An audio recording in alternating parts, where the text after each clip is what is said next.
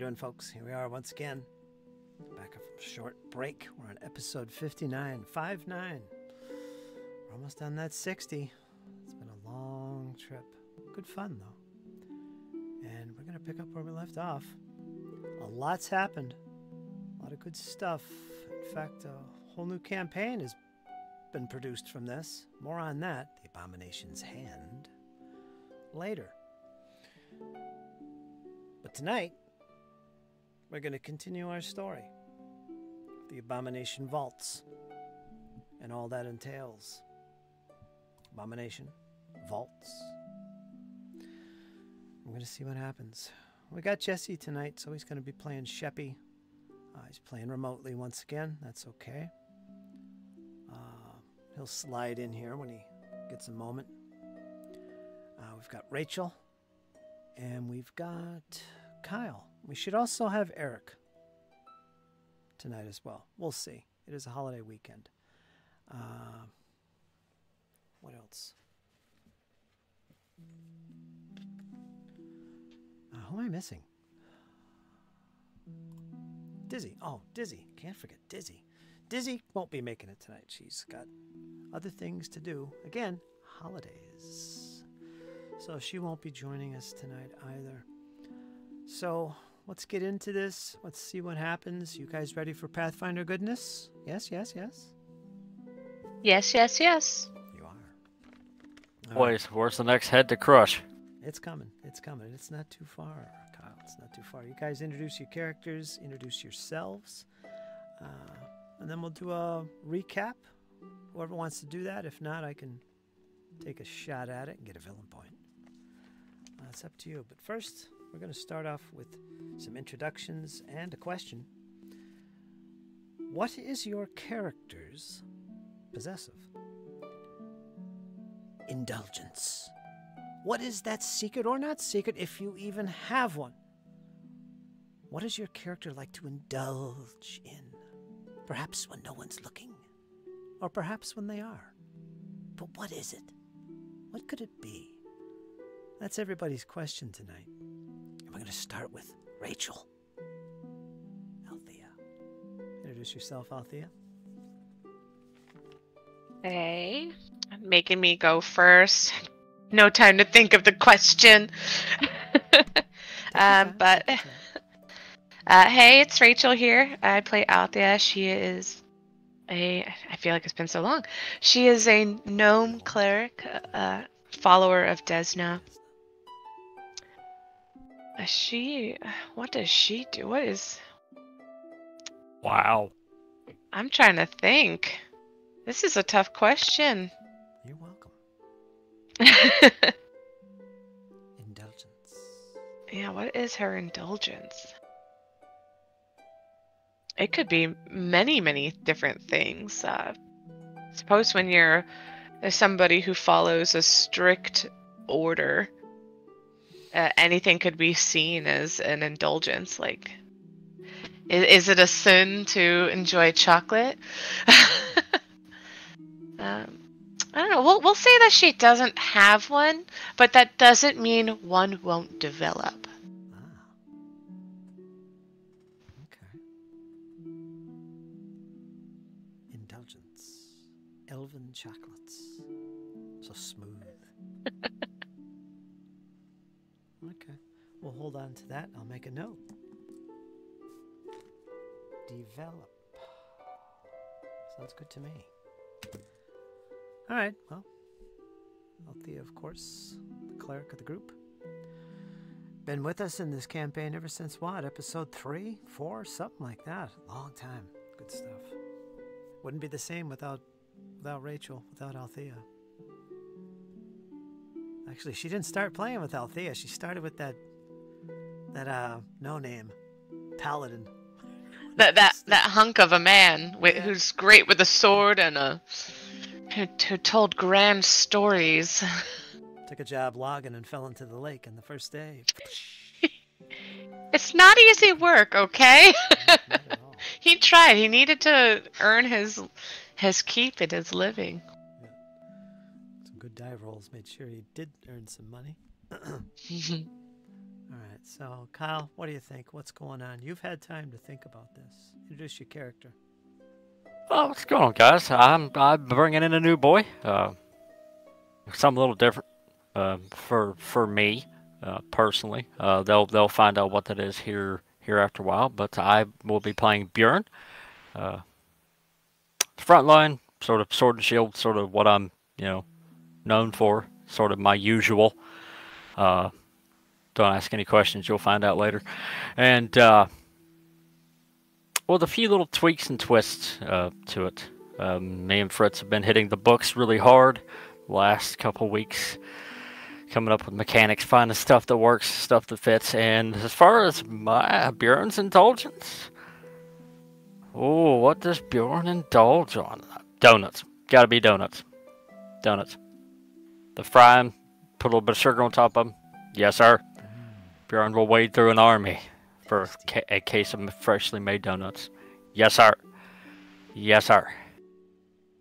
And also, I believe Sheppi's is chewing on fish bones. That's Sheppi's indulgence. Super Softy Donuts, the local halfling bakery in Otari, knows you quite well, Bjorn. Super Softies. Keep that in mind. All right, and then we got Sheppi, of course. That's a goblin of the group. Yes, goblin. Something you could do in Pathfinder, because why not? And Jesse will be playing him. And we would like to do a recap. What happened in the last session? I can give a brief one. You could go for it. A lot happened. Go for it. Kyle, you get an extra hero point. Well, we had returned from the old gauntlet meat grinder, as we call it, as us companion calls it, the meat grab, the Racker Slabber 9000, for some much needed rest and recovery. Grod and Frey were still sort of button heads, so we kind of went our separate ways at that point. But I believe Althea got a messenger, came to the Dawnflower, ushering them to the mayor's office with post haste. There was not a second to be delayed. The group all met up just by happenstance along the way, and all convened at the mayor's office, where they found that Mayor Minimes' daughter, I forget her name. Her name eludes me at the moment. It's been a while. My apologies. But she was having nightmares. Doriana. Doriana. Okay. Thank you. Appreciate you. But Doriana was having bad nightmares, playing with toys. Teenage girl playing with toys. Okay, that was weird. So we immediately started to investigate. Myself and Frey and Agitha peeled off at some point. We went to the museum. Oh boy, what a fun trip that was. Where something was revealed in a case. A sort of, I believe it was described like a primate's arm. And yeah, things did not go to plan. Agitha decided she had to have it, so she broke a case, fidgeting around with it. I believe Frey at the time was trying to keep one of the Minimes butlers away. I wish she had time. Things did not go to plan. Me and Frey ended up assaulting the guy unintentionally. On my part, I just walked around the corner and, yeah, seen him on the ground. I kind of aided and abetted there. Not my finest hour. But anywho, so they finally got the artifact, and we all sort of made a hasty retreat away from Otari. Althea returned, trying to smooth things over, and then we made the grotesque discovery that the hand was back where it was, and Althea had stolen the hand, and we had clearly gone away on the outskirts of Otari. So how is that possible? I don't know. But she collected, what was her name? Althea, what was her name? The little kid. Doriana? Doriana, thank you. Caught me at a bad time. Sorry, my bad. I was kind of fumbling. There was too many names in my head for a second there. But she has collected Miss Doriana and is now en route to the Dawnflower. I believe that's where we were picking it up. Or that's where we left off, I believe. I believe, if memory serves. I don't know, it's been a minute. How you doing, Cassandra? Doing great. How about you? Oh, we're here. I'm excited to be playing as Pathfinder. I get to crush some heads. Yeah, just in time. Go ahead and, before we go any further, go ahead and introduce yourself, Eric, and your character. So, hello everybody who's listening. I'm Eric. I am playing the orphaned monk Cassandra, and friend to all who want to investigate and deal with the threat that the Abomination vaults are posing to Otari. Exactly. All right. Moving on. Thanks for that, Kyle. Give yourself an extra hero point. Doesn't Cassandra get to answer the question? I was going to hold off, but I thought about it. But yeah, I guess we can do that. Question for you, Cassandra. We all have those little secrets. Little things we enjoy. Perhaps they're secrets. Perhaps they're not. Perhaps they don't exist at all. What would Cassandra's indulgence be? What does she find most alluring and desirable and enjoyable, pleasurable, blissful? What would that be? So, for Cassandra, even though grandfather taught her that violence can be appropriate, but only if used when all other options are exhausted, she has enjoyed hitting people and the chance to use her skills, and she's a little bit ashamed about it. She often wonders what her grandfather would say, but sometimes when she fights, she's smiling. And so far, she's been able to tell herself, well, it's because I'm sure grandfather would be proud of me that I took to his lessons so well. So she tries not to think too much about how, whenever anyone challenges her or anything like that, she doesn't investigate the path of peace probably as much as she should. So she's a little worried about there's a sort of a thrill-seeking side to her that she's not always sure she'll be able to control. Makes sense. I like it. So she gets a kick out of whacking people. She gets a good kick out of kicking. Yeah. It feels good, and she's probably just discovering that more and more. All this violence in the gauntlet going on. Totally understand. So one of the reasons why she likes going into the gauntlet is most of the time things that are in there, she doesn't really feel like there's a problem with hitting it. Ghosts, abominations, things like this. But lately, she'll see a guard walk by and she'll wonder, like, where would I take him? When we go into the bar that's known for being a den of thieves, she's like, all right, 3 of us against all of them. How would we do this? And she knows she shouldn't be having those thoughts, but she can't help herself. That's good tactical awareness. Mm-hmm. Excellent. All right, noted. Very good. In fact, everybody give yourself an extra hero point just for answering that question, including you, Althea. I know you kind of pulled back. I did. You hesitated. You chickened out. But yeah.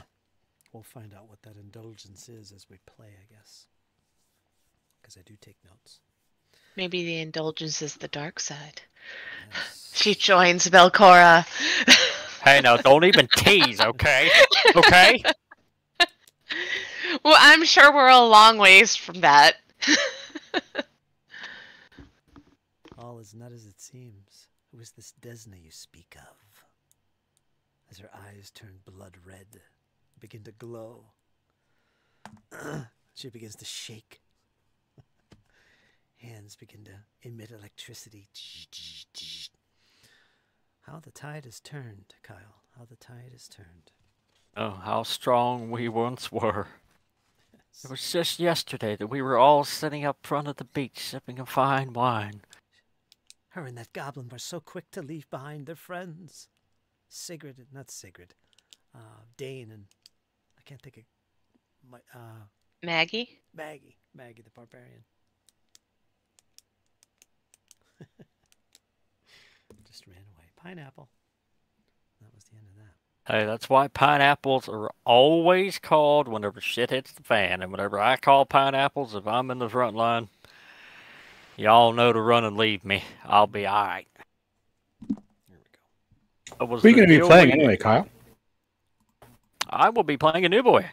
All right. Some little different. His name's Bjorn. He's always wearing a mask. Team player, but got an air of mystery about him. And yeah, Cassandra, I think you're going to be shocked that I wanted to put something together with a little bit more utility, because I noticed that we all have been sort of pushed to the brink the last few encounters that we were, so I wanted to bring in somebody that could help out in those respects. Okay. Cool. So, go ahead, Eric. Is Jesse joining us? Yes, he is. Yes. Perfect. Yeah, he had to slip out, and he'll be here pretty soon. He was here earlier. So where we're going to pick up, right as Althea and Cassandra, with Doriana in tow, make their way back to Otari, back to the Dawnflower, to see that she is safe and well taken care of before heading off once again into the Gauntlet. Now, if you remember, Sheppi has been missing from the companions during this night and following day. Nowhere to be found. But he's not busy. He has been busy. And I'm going to leave it to you, Kyle. So take your time and think about this, but there is a point during the night where you recognize Sheppi. You've been watching for the companions. You've heard about them. You've even seen them. Althea, you've seen quite a bit, actually, but never met. But they're not around. Except for the goblin. The goblin, I think his name is Sheppi. You catch sight of him early in the evening, close by to the Otari fishery, the southern part of the town.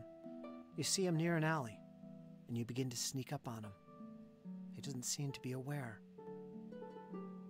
Till finally you see your chance to grab hold of him, get his attention. So you can pick up from there. Describe for us what that looks like and what happens, since you will also be running Sheppi tonight when he's not here. So what happens, Bjorn? Oh, yeah. He sort of follows Sheppi. Not really being the most stealthy about it. That's kind of not his stick. Sheppi goes to sort of round a alleyway. You just sees a gloved hand come out and sort of jerk him back into the alleyway. Tall figure, twice as tall as little Sheppi. And he begins to question Sheppi about the companions, where they've been, how many they've lost, and where does he sign up to it. And yeah, he sort of, over the course of a conversation, coercingly at first, and then more calm and mellow toward the middle half, sort of agrees to follow Sheppi.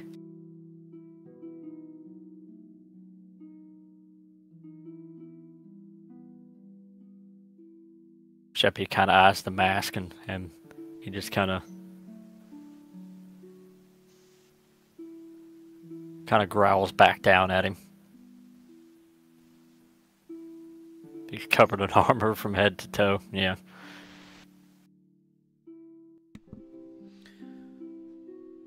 So, Sheppi, curious as ever about who you are, he seems to act like he recognizes you, but obviously never met you.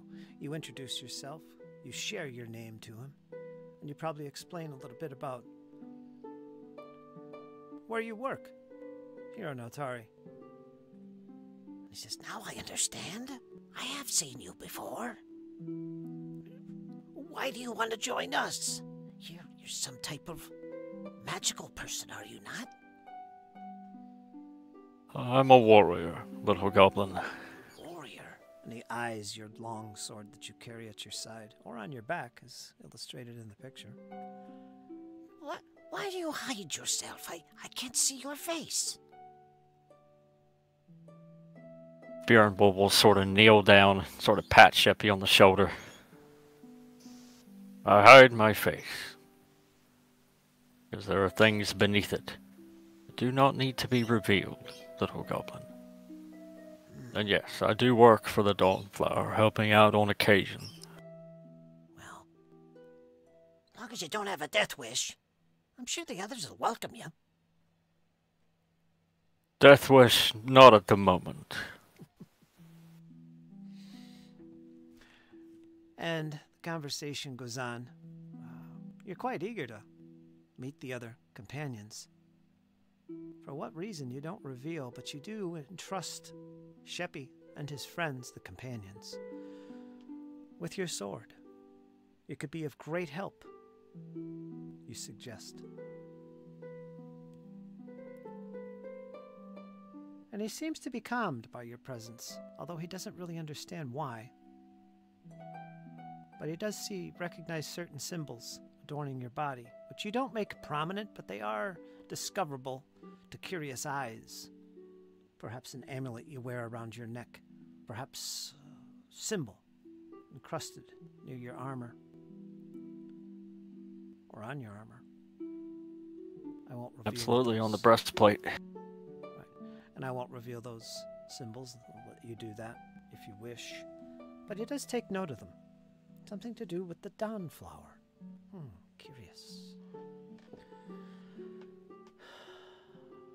And he suggests that, I don't know where they are now, but perhaps in the morning. I think we were all supposed to get together.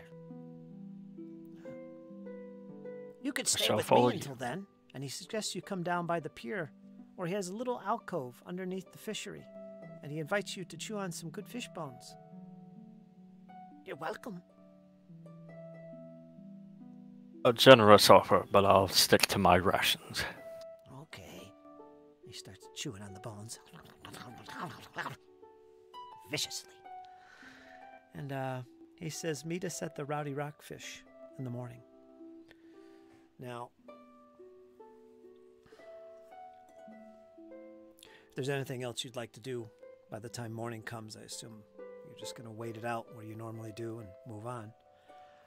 Morning comes. Morning does come, and the first thing you do is you go to the Rowdy Rockfish. You don't see the companions. You don't see them. It's bright and early in the morning. You wait there for maybe a good 30 minutes, and there's hardly anybody in the bottom floor. You wait for a while, and then you start getting curious about Sheppi, and he doesn't even show up. Curious, you head down to the pier and look for him, and he can't be found. So at this stage, early in the morning, what do you do? I mean, you're at the pier. You could head back to the Rockfish. You could go back to the Dawnflower. You could just linger here at the pier. I'll head to the Dawnflower.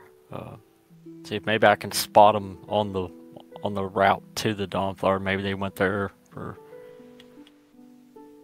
something. I'll definitely be keeping my eyes open for Sheppi on the way. All right. Now, you're quite familiar with the Dawnflower. You slip inside the place quite easily. Unnoticed, perhaps. That's up to you. But you do make your way inside and watch and listen and do your normal activities that you do here at the Dawnflower as well. And hours go by.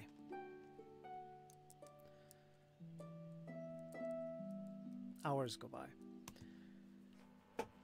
And assuming that you stay there, it's about late. It's closing in on noon. believe the clock says 10:20. I think it should be the AM this morning. So, Althea, Cassandra, you've just left Frey, Grod, and Agitha behind, who said they were going to wait for the others to arrive before they head back off into the gauntlet. They're all set to go. They're ready to go after that big conversation they had. Everybody looks a little bit irritated. You guys made your way to the Dawnflower. Now you have Doriana, and you arrive at the Dawnflower, and they welcome you in. Oh, young Althea, what is this? This is the mayor's daughter. What ails her? What's wrong? And of course, she looks sickly. She looks fatigued, and she's in her, much like the token illustrates, she's still in her gown.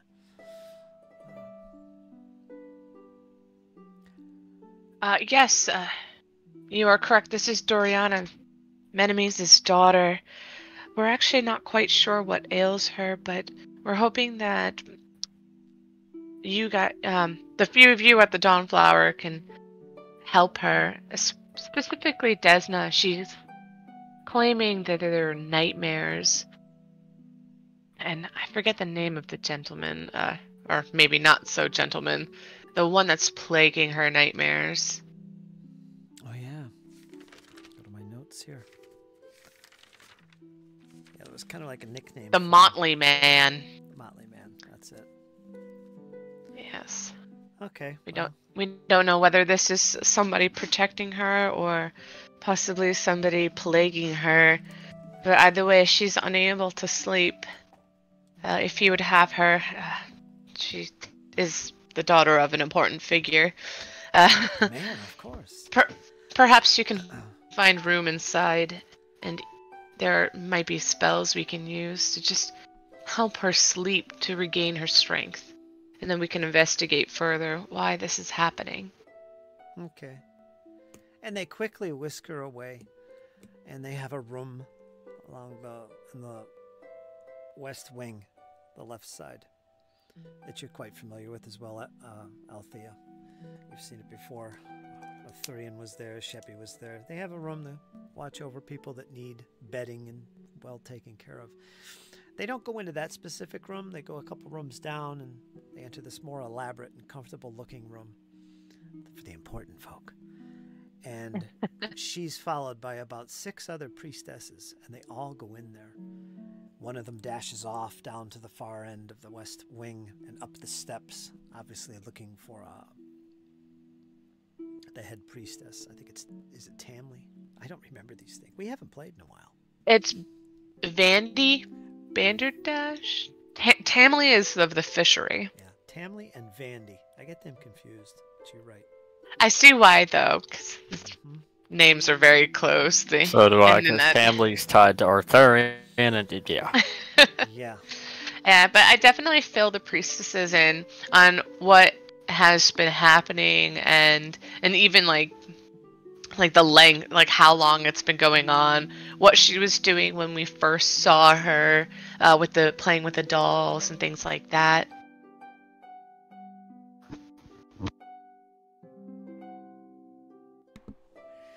And they agree to take care of her, and they're going to take special care indeed. It is the mayor's daughter, Doriana. And they take note of everything you described, the nightmares and all this stuff that's been happening. And they assure you that she'll be well catered to. We will take good care of her, and you will be back this evening later to check on her, I'm sure. They look to you, Althea.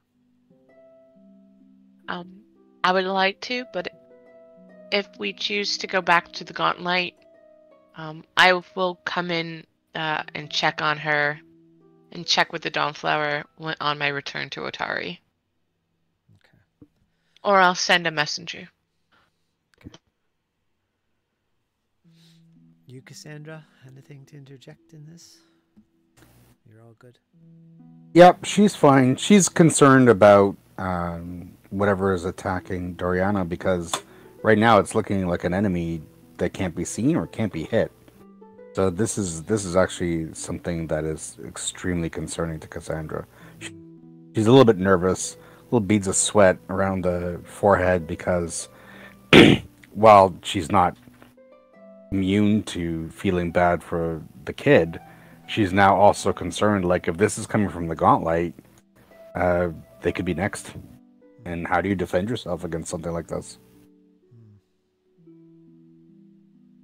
Okay. Now, Bjorn, you do hear voices, familiar voices, and you sense the commotion. You can see the companions. You see the monk. You see Althea, who, again, you've never met. Althea, that is. But you do spot them from the opposite wing, and they seem to be taking care of somebody. And you see this young girl dressed in a gown, and evidently something was happening there. You don't recognize the girl, but you do recognize the companions. Now is your chance, Bjorn. I will approach. I'll sort of make a beeline for Althea. And as I get close, he'll be like, "You are Lady Althea, are you not?" Would I recognize this masked man? Who was that masked man? Yeah. That's a good question. That's fairly, I don't know if it's like Oh, if you you're could have well seen known him. around here, like, oh, hey, did you talk to Bjorn? He's that guy in the mask. Oh, he was sort of a lot more mysterious than that, but you could have seen him around the Dawnflower Well, doing stuff. all right. Well, either way, she'll be kind of surprised because you're just outright approaching her, especially after she's just kind of dealt with all of that with Menemes' daughter. Yes, I am Althea. I don't believe I've caught your name. I'm Bjorn. I spoke with a little goblin called Sheppi last night. Oh, what did the two of you talk about? I know of Sheppi. We're good friends. Good. I spoke to him about joining your group of companions. He did not seem to have an issue with it. Cassandra looks at Althea with a bit of concern at that.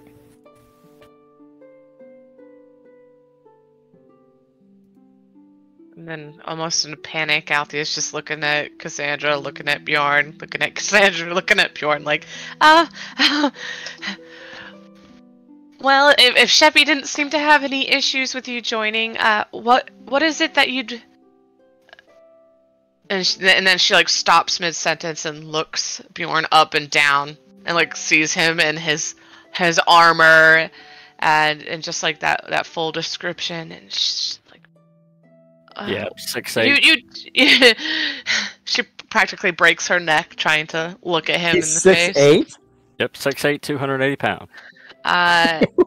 So she doesn't even, like, come up to your knees. So when you approached her, important question, did you, like, kneel down, or did you just loom over her? Yes, Bjorn would Like, have known. and the entire shadow of your being just casted over her. When did it get dark all of a sudden? Yes, Oh Bjorn my. would have knelt. Okay. Knelt to her. So she's still looking up, I imagine, even though you've knelt down. But you do look rather capable of fighting, but are you sure this is something you'd like to partake in? I cannot guarantee your safety in this at all. Lady Althea, I was present for fall of last wall. Some fighting is not an issue for me.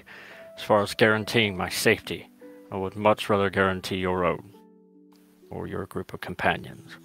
I may be of service.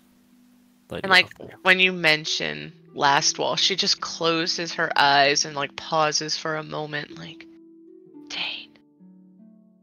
And she doesn't know very much about last wall, just the fact that it seems to have plagued a lot of people that have come into her life recently. But she speaks back to you.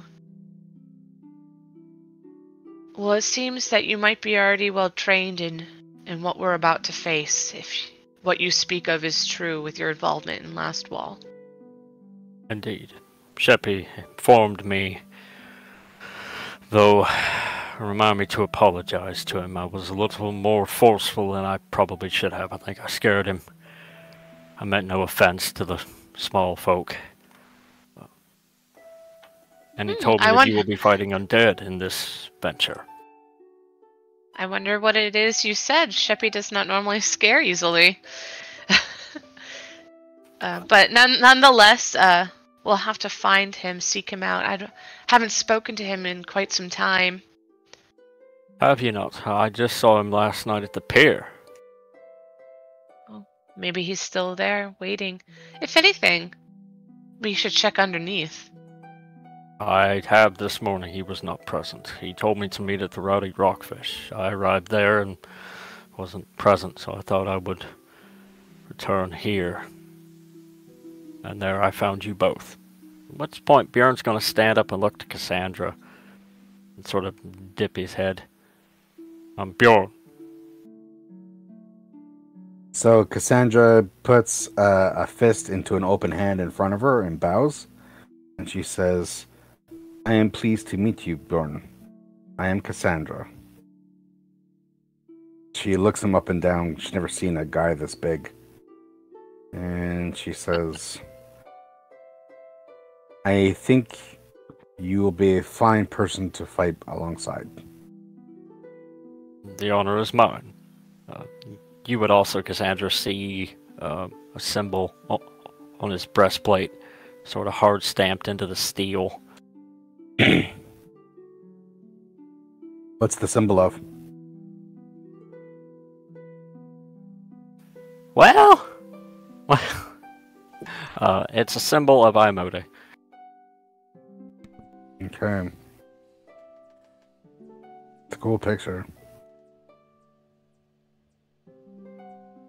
You notice that Cassandra's looking at that symbol intently,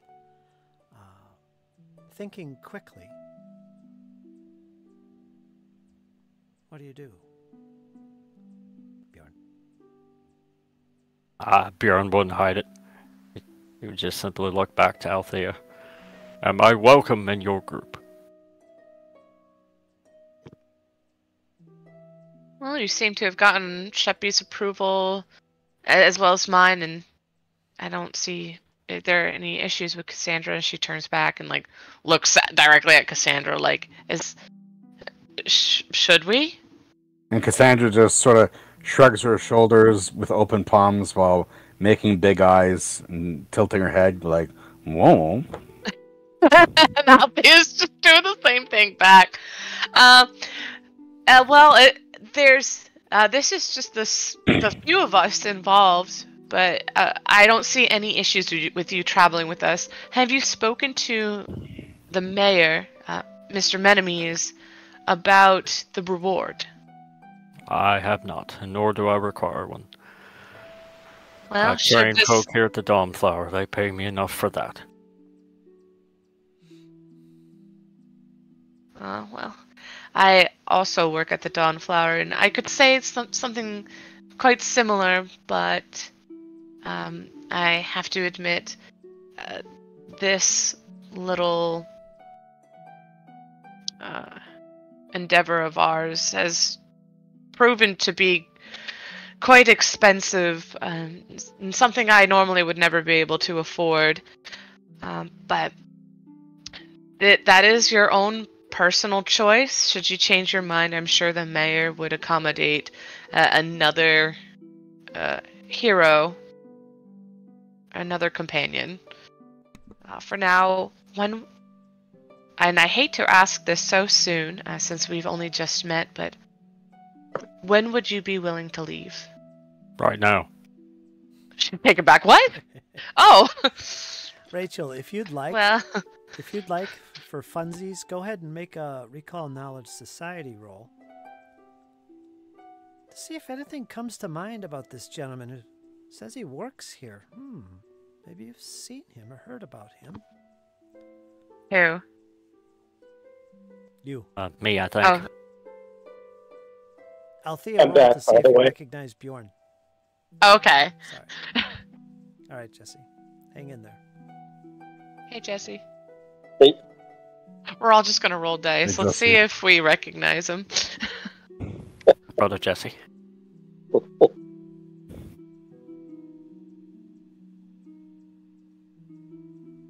Okay. You recall very little about this gentleman. You've heard some rumors, especially when he says and mentions Ayamode. Yes, I have heard of somebody. They have about 4 people that work down there. A couple of them are actual priests of Ayamode, and they overlook the shrine. But you don't know much about Ayamode and that shrine. You're more dedicated to your work at the library, but also the Shrine of Desna specifically. You don't work for the shrine and upkeep it and stuff, but you work at the Dawnflower. Perhaps he's one of those that works at the shrine of Ayamode. You do recognize the symbol of Ayamode, and that's about it. You haven't really met him or seen him before. Okay. That was a die roll. Just to see. Meanwhile, he's just glaring down at Althea, waiting for a response. Glaring.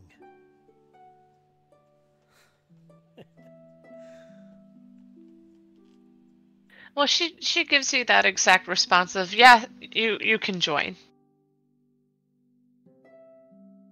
And it is up to you whether or not you want the reward from Mr. Menemes. But if you're ready to go now, maybe it is time we take up arms in return. I'm not quite sure where Agitha is, or Frey, or the others that I've met recently and have been traveling with, but maybe it'll take some time to find everybody. What time of day is it? It's about 40 minutes to noon. Now, at this stage, Sheppi, you were last seen after meeting Bjorn here. You were last seen. You spent your evening under the pier chewing on fish bones and drinking a little ale that you managed to swipe from the rowdy rockfish. Feeling pretty good. And we'll save what happens next. But for the rest of you, Althea, Cassandra, Bjorn, if there's any preparations you want to do at this point, if you go down to the pier, you won't find Sheppi there. But if there's any other preparations, buy some extra equipment or whatever, you can head on back up where you left your fellow companions who are waiting for you. Maybe Sheppi will show up. Bags are packed and I'm ready to rumble. Cassandra has no money to spend on anything, so no, she's good.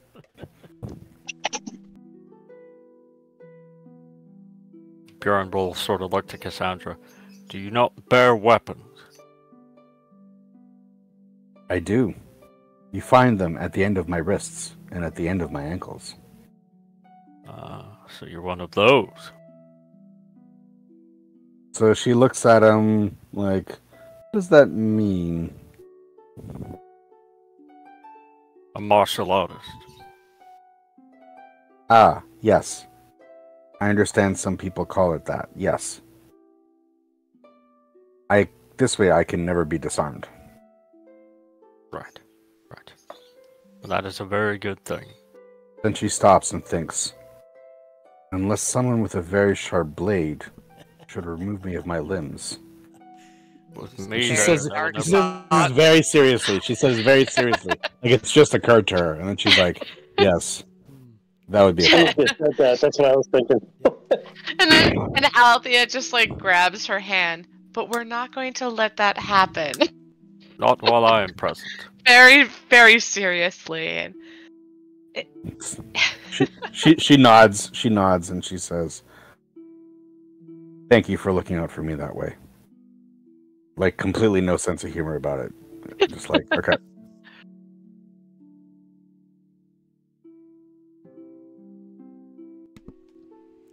All right, if there's anything else, you guys can head up and find your fellow friends at the edge of the woods.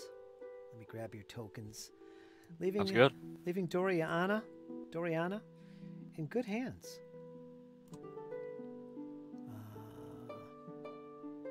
What do we got? 4 players tonight? Yeah.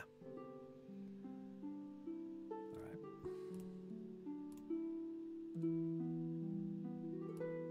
right. Yep, I believe I've locked up my little home. Yes. I've got Binley, I've got my bag. I believe I am ready to go. Shield is strapped to my waist. Well, my back sword strapped to my waist. Bag's tied on. Still looming over Althea and Sheppi. Bjorn the Loomer. Yeah, the loomer. Just climbing the bag, it'll be quicker. You can get a better view from up here. Loomer. I think I'm only like 2 bulk plus what I'm actually holding. I'm sure you could carry me around. I got 4 bulk left. Get in the sack. Do you have intimidation, Bjorn? Yes. Everybody has that. Do you have any feats for it? Probably pretty good at it. Yes, I have intimidating glare. Excellent. All right, so you make your way back up to the space where you left your friends, and you notice something immediately unusual. They're nowhere to be found. Exactly where they were standing and hovering around, and you start to wonder, well, did they head off to the Gaunt Line without us? There's no trace of them unless somebody wants to make a little roll to see that kind of thing. Any kind of evidence or tracks or anything, you can go ahead and make a survival check for that kind of thing. But you don't see them. You don't see anyone gathered at the stone circle either. There's nobody there, just an empty campsite. There's nobody around.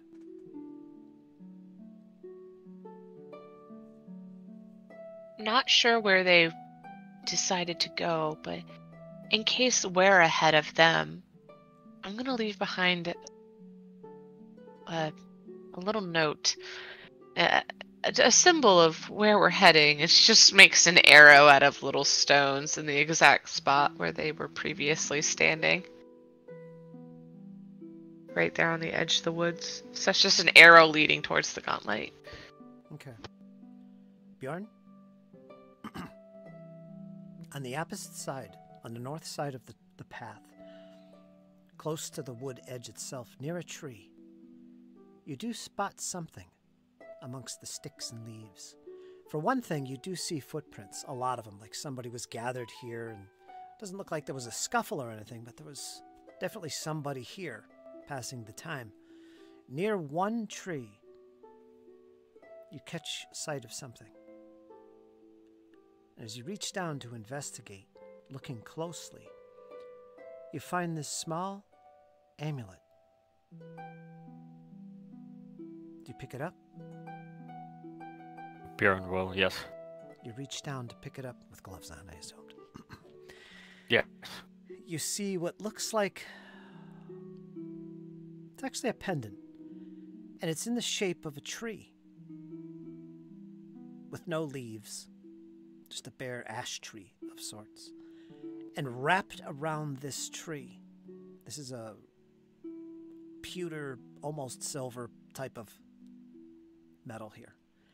You see what looks like this serpent weaving its way downward towards the base of the tree. And you see coming out of the one side of it, you see this head of a large snake. Hollow black eyes.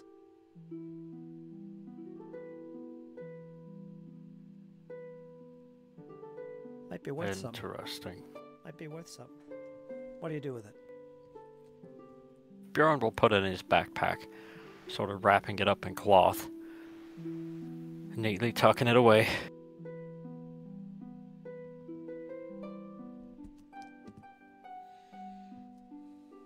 Okay, make a note of that somewhere. I'll update your sheet after the game. Make a note that you have one. You have that little... Yeah, I got my pen and paper out here. Can you do that in Foundry? Do I have it set where you can make your own journal? Yeah, you could do that. Or item, I mean. Can you make an item? Yeah. Just create a random item that's small, tiny, whatever, and call it Snake Amulet. And then just drag it to your sheet. If you can do that, go ahead and do it that way. All right, so that's what you find. And otherwise, you guys don't really see anything else. There's no tracks heading up the road that you can decipher. I mean, there's lots of tracks that you can pick up on here and there, but nothing familiar. And whether you reveal that information, Bjorn, to your new friends, the companions, that's up to you. I don't think you said anything. Okay? And for now, he's just sort of gonna keep it a little hush-hush. Okay. All right, you guys can head up the road if that's your thing. As you begin to do so, shortly up the road, just as soon as you get past the line of the wood's edge, you hear the rustling of bushes off to the left, to the west. Yeah, right there, Kyle.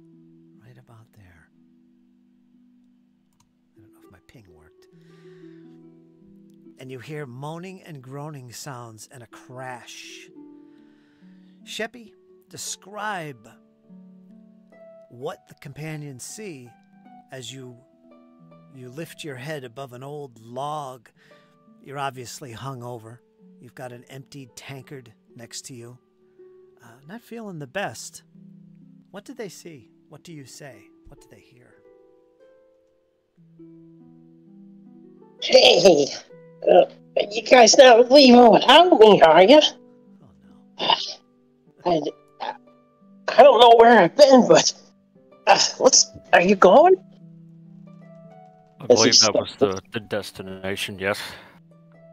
Oh, it's you, Mr. Whiteface.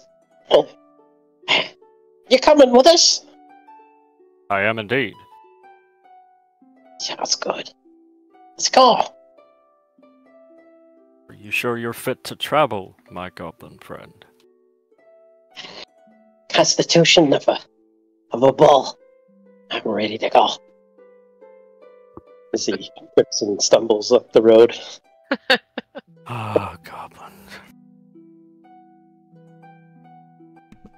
All right, so you join the group. And my next question now is, where do you guys want to go? Now, you've been into the Gauntlet. Is there any particular location in there that you want to head to? If it's okay with everybody, I kind of want to investigate, unless you did it when I wasn't here, but investigate that area where we first met that wolf. And I don't remember his name, but that guy. There was a door behind him, and I don't know where that door leads because I never went through it. Yowl Mesman. Yeah, I want to go down there and just to see where that leads. I've been on the small section nearby multiple times because that's where we found Otari. Yeah. I'll be down with that. Yeah, just... Yeah, me too.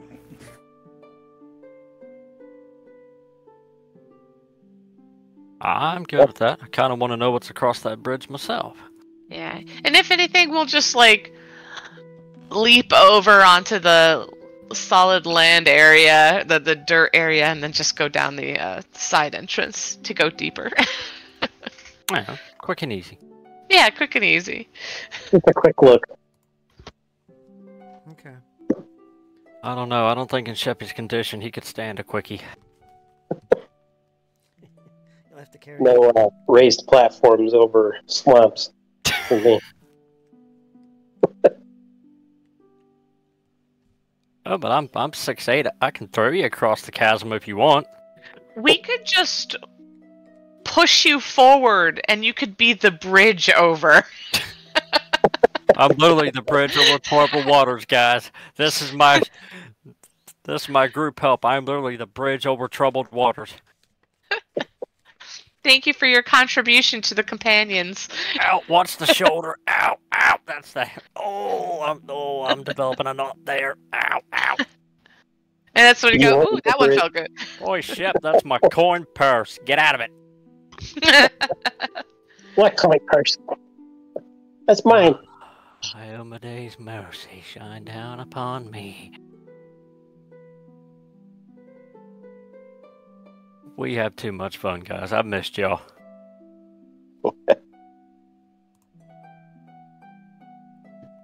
Let's go werewolf hunting. Yes. I'm down. I want the fangs. That's just what we need. Yeah, I was just thinking something similar. Yeah, a nice entry session. We've all had a break. We're all come back. Let's have a nice entry session.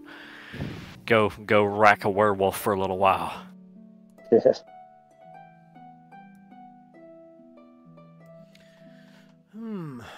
How did you get down there? You guys went down those steps. Yeah. You can do It's the that. second level where the There- ghouls were. Right. There's a couple ways you can go down that you know of that would be I important. think the way we went was there was like a L-shaped stairway that went down to the bridge. Yeah, you want to go that way? That's probably a quicker route because you could bypass Yeah. all the other, where the wraiths Yeah, were encountered. we'll just go the quick way. Yeah, you want to do that? All right. Yeah. All right, let me roll something here for you to account for how much time goes by as you make your way down there. Hope for the best. As we start the descent, the sword and shield is coming out. Okay. Yeah, give me your marching order while we're at it. And anything in particular you're going to do in this session regarding exploration. So who's up first? I think maybe Cassandra should take the lead Okay. and do scouting. Okay. I got your back. You doing anything special, Sheppi? I will have detect magic Okay. on lockdown. Okay. Who's following behind Sheppi? I can. You better. Don't want you in the back. And I'll bring up the rear. Doing anything special, Althea?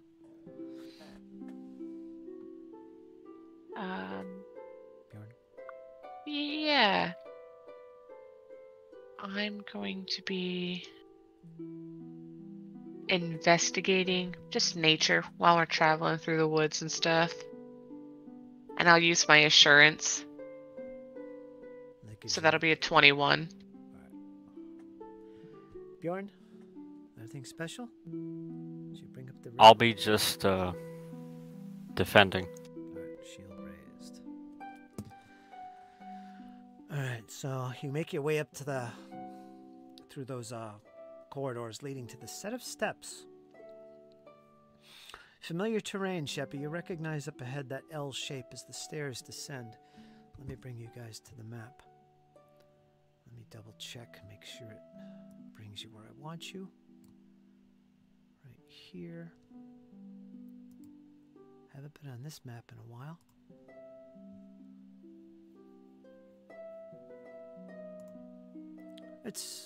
It's the level that's just above where you were last. So it's not that far off. And let's bring everybody over here.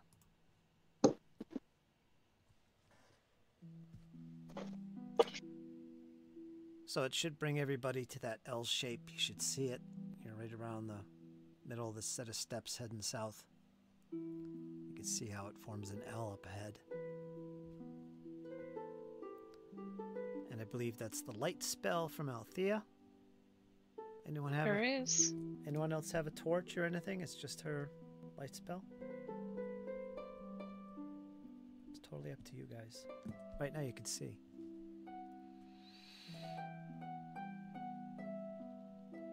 I think for now, while the light spell is working, we should just run with that, because I only have 4 torches. I don't know about the rest of you.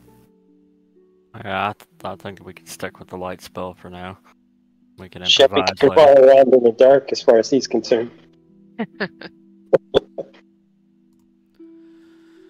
Let's read this again. A staircase leads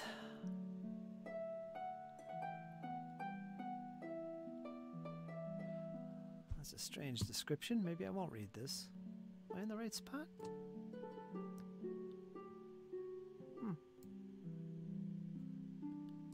Alright, descending the steps. You see, turning to the west, 5 feet away, a door. Approaching Cassandra. I assume. It is closed. Let me see. I will look for traps on it. Okay, go ahead and make a Perception? perception roll for that. I believe it is.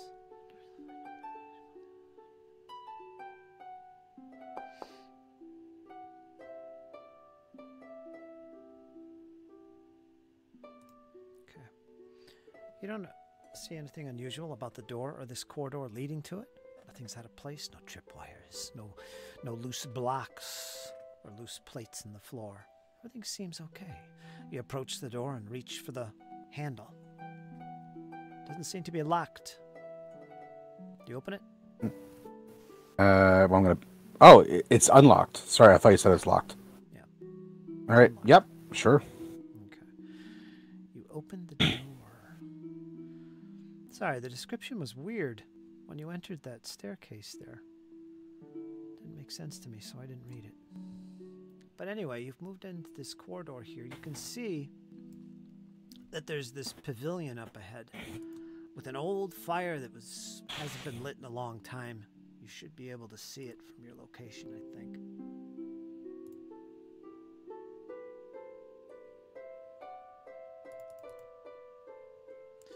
Okay. I will read the description here, though.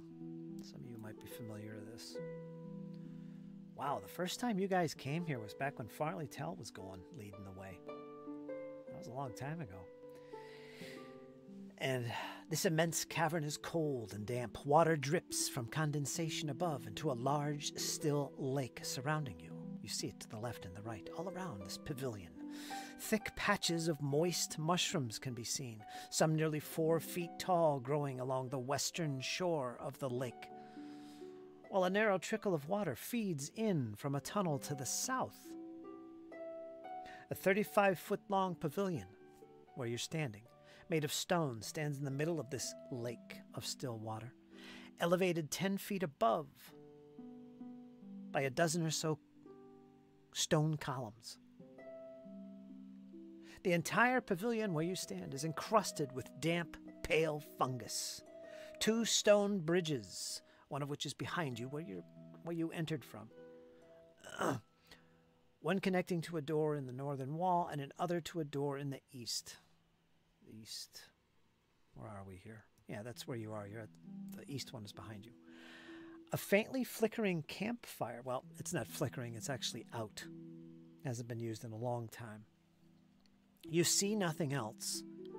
You hear the occasional trickle of water coming from above and along the walls, all around this, what looks like a natural cavern.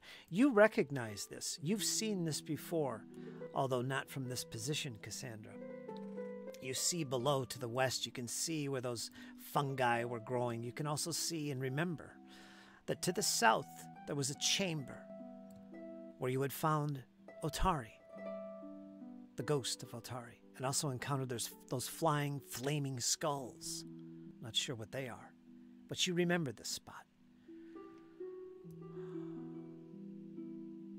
Now, as I mentioned, there is another platform to the north from this pavilion. I'll take you up there, close to it anyway. If you'd like to investigate the fire, you can do so. Doesn't seem to be anything else here. We do see that door up ahead, though. So she looks to the rest of them and says, "Have you ever been through there?" I have not, no. I also haven't been to the either side, but let's, since we're on the higher platform here, maybe let's continue forward. I do recall seeing a half man, half wolf, or no, not half man, a wolf and a man here last. Perhaps they're on the other side, or maybe they've been long gone by now. It's been quite some time. We should proceed diligently. And as Althea is talking to Cassandra about this, she also relays the information she found out when she went back to the Dawnflower Library to search up werewolves. And just says that, yeah, after we encountered him, nobody attacked each other outright. They had escaped and we backed out of the room, but I went back to the library and investigated how we could help somebody, because there's also rumors going around town about I can't recall exactly, but I think that he's been accused of something, and perhaps he is guilty, but he seems to be afflicted with some sort of curse that makes him act out of character. So he might be innocent, but like in his own way. He can't control the way he is. Is it that the beast takes over? I'd like to say that, yeah, that's what it is.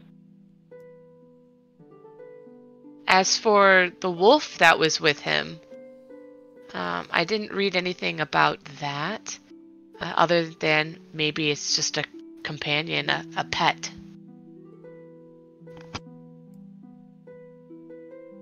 So when the full moon comes out, they have absolutely no control.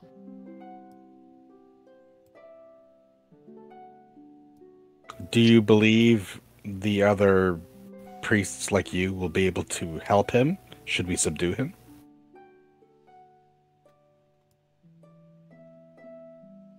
I think I did read further into that, but I can't quite remember. Like me as Rachel, I can't remember. Okay. This was quite some time ago. Okay. So Cassandra just nods and says, "So we need to wonder if this is going to be a case where if we find him, do we put him down for the sake of his future victims when he loses control at the next full moon? Or is there a possibility that he can be cured?"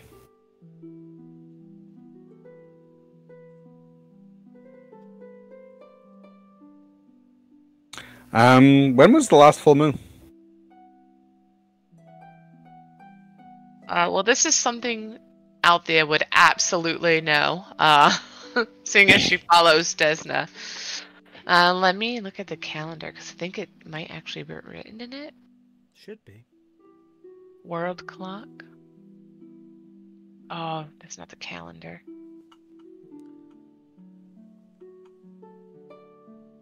Let me look.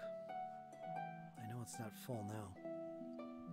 Yeah, I don't think it's last time we were here, I did talk to him.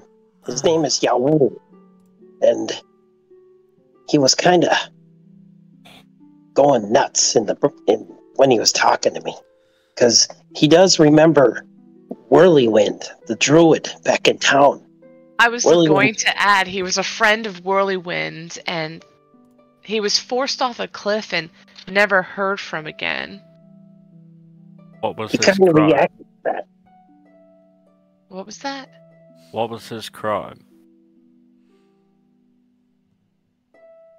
Somebody got killed. I think. It was murder, yeah. Somebody got killed.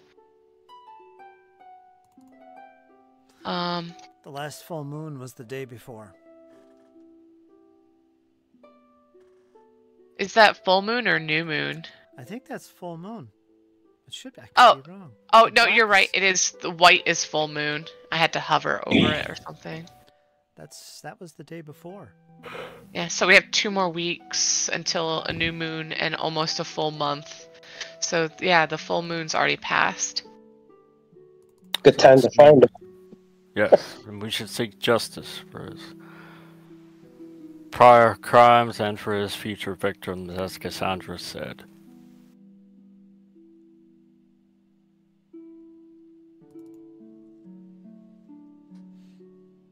Are you kind of looking around at this platform and the fire and for anything? while you're having this conversation? Or are you just standing there, chit-chatting away? Sheppi will listen at the door. You're heading Yeah, up to the maybe north? we'll check the fire to see if it's like been recently used. Because who knows? Yaul could have come back. Yeah, if he had nowhere else to go. Yeah, might be using the gauntlet as a hideout. We're the only ones stupid enough to keep coming back here. Mhm. No, we're the only ones who care enough to keep coming back. That's what I said. Althea, you can use nature or survival to check that fire out. Go ahead and make a recall knowledge. Since it isn't necessarily your forte, I don't think. Go ahead and roll to see if anything... I chose. It's the same number, but I chose survival. Both of them are trained. As far as you can tell, this fire hasn't been used in years. Years. Mhm. That's obviously not true. So I'm like really puzzled. I'm like, I could have sworn when we first met Yaul, he was using this fire. So maybe Me Cassandra too. will give it a try. A little smoke Me- coming up from it while she's poking around. Cheers. Does somebody else want to take a look? I'm so confused. That can't be. Here comes Cassandra. Let me look. It's still warm. It looks like it hasn't been used in probably about a week. So Althea's saying hasn't been used in years, and She was Cassandra close. comes over and she just looks up and says, "Or a week." Or that, possibly. Oopsies. But I could be wrong, Holy One. She's doing one of her joke routines, I think, Kyle. That's what that is.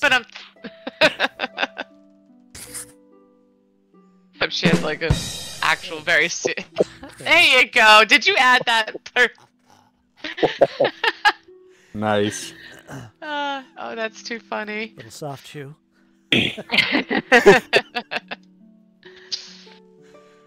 right, so yeah, it looks like it hasn't been lit in about a week. It's pretty cold and damp. Nothing recent. You don't spot any footprints or anything like something. If there was something here, it hasn't been here in a while. Sheppi, you're going. What about the door, Sheppi? Sheppi? Are you going to listen? Is that what you're doing, or are you Yeah. just investigating the door? Go ahead and make a Listening perception at the door. roll. Okay. All right, you don't hear anything. Nada.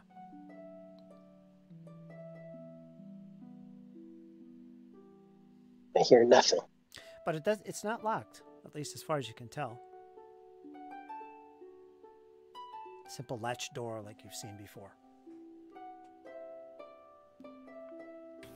All right. Can we open it? Let's open Go it. ahead. Sheppi stands back from the door. So Cassandra smiles and she's just like, "Oh yeah, I remember this routine." And Cassandra opens the door.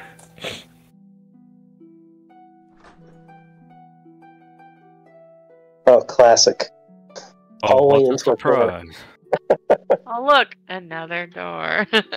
Or perhaps not. All right, Cassandra will take a look at that one for any potential traps, as the memory of the last major trap still burns in her mind.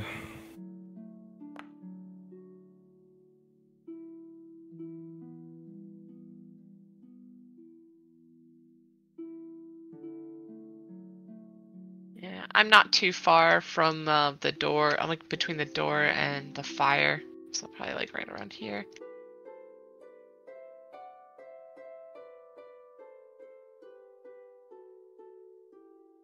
What do you see, Cassandra? Sorry, I was muted. You don't hear anything unusual. You don't see anything unusual. Looks safe. You approach the door. It's a simple latch. Open it up.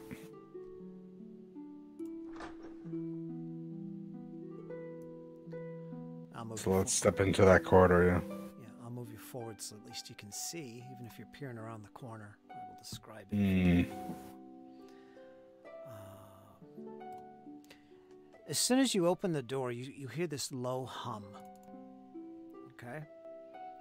Let me find the description here in case there's something to read.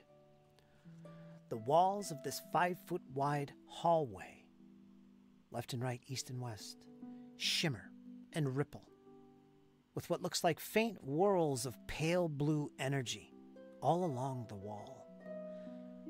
You see a staircase to the east, which goes upward. To the west corridor. I'm sorry, I got that backwards. You see a staircase to the left and the right, the east and the west. The one to the west leads upward. The one to your right, which is the east, leads downward. Both the ascending and descending stairs reach small landings.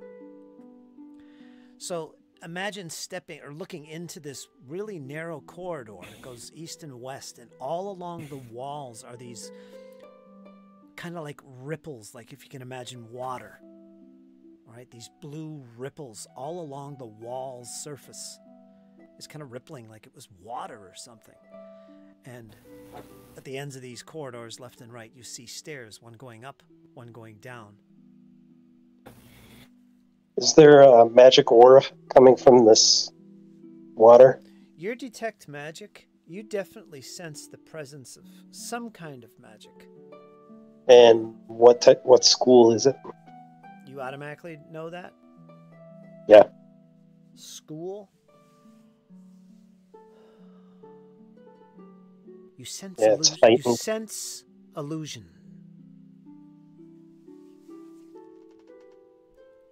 Careful, guys. I sense an illusion spell. Not as What's obvious this as it hallway? seems. Appears somebody's trying to play a trick then. So up or down? I say up. Up first, and then we can always come back. All right, that's the I ones, agree. That's the ones to the left. They're the ones that go up. Okay.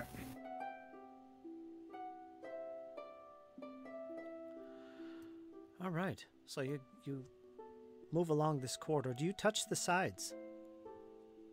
Or are you keeping to yourselves? Bjorn will be keeping to himself. Okay, you lay into that wall with a bear hug. You love it like no other wall before, Bjorn. Between the blue light and the hum, I'm just worried we're gonna get shocked. So All right, as I you don't go. think it's a good Very idea. mesmerizing, but yeah, keep to myself. Okay.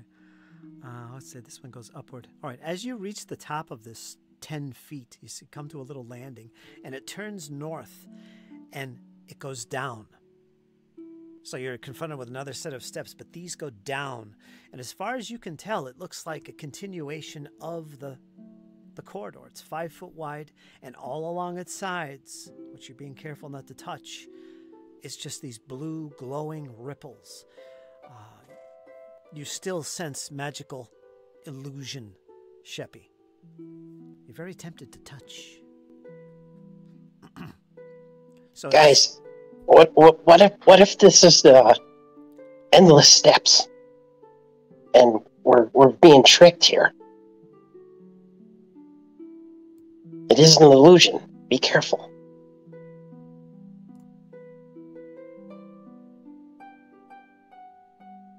Could be a trap. you go down the next set of steps going north.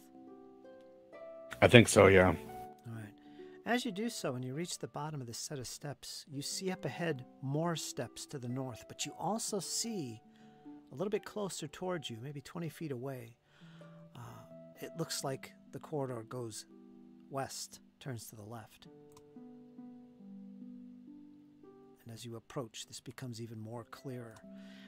And peeking around the corner, you see another 5 feet to the west, coming to another doorway. To the north, there's more stairs. These stairs go up.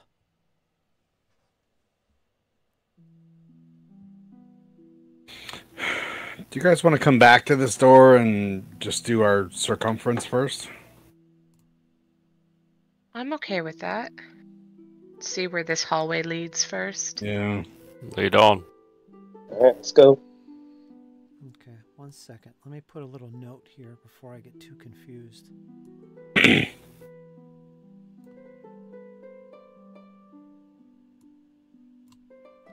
Or one of you guys can.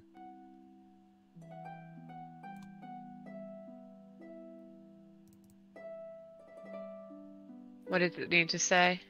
This set of steps should say Unexplored or? Up. This set of steps here in front of you should say up. I just put some note in there on top of the steps. Can you see that? Sheppi reaches into his bag and pulls out some old fish bones. And as we walk, he's going to drop them on the floor. Let me move this. Every so often. Oh, as a way to remind us of where we're going. Okay.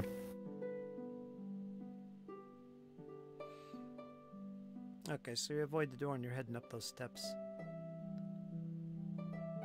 Alright. It goes about 10 feet. You reach the top of it, another 5-foot solid platform. And turning to the east, you see another set of steps, and they descend. Let me move your token over there. It's taking me forever here.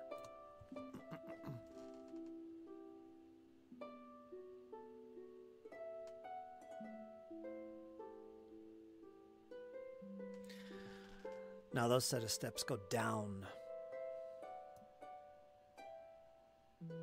There's a little text there that says up. I'm moving that. Ignore that.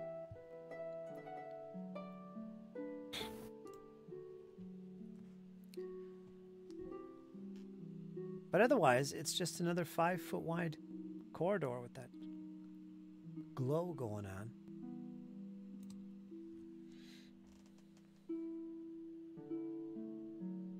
Do you continue? These walls, do they move? It looks like it's alive in a way. But as far as you can tell, they don't seem to be shifting or anything. It's just this, they've got this, like looking at water that's got ripples in it. Sheppi's going to reach out and touch the wall. Okay. Anything? No, but you still sense the magic. I'll make a roll for you here in a second. I won't say what it is. But where you're located right now, you can see right away there's another set of steps. This one is going up, straight ahead, which is to the east.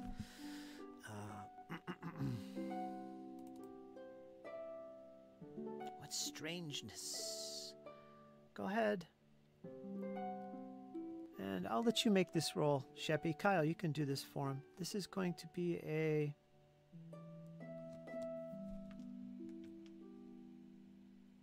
perception. Make it blind, but I'll let you make the roll.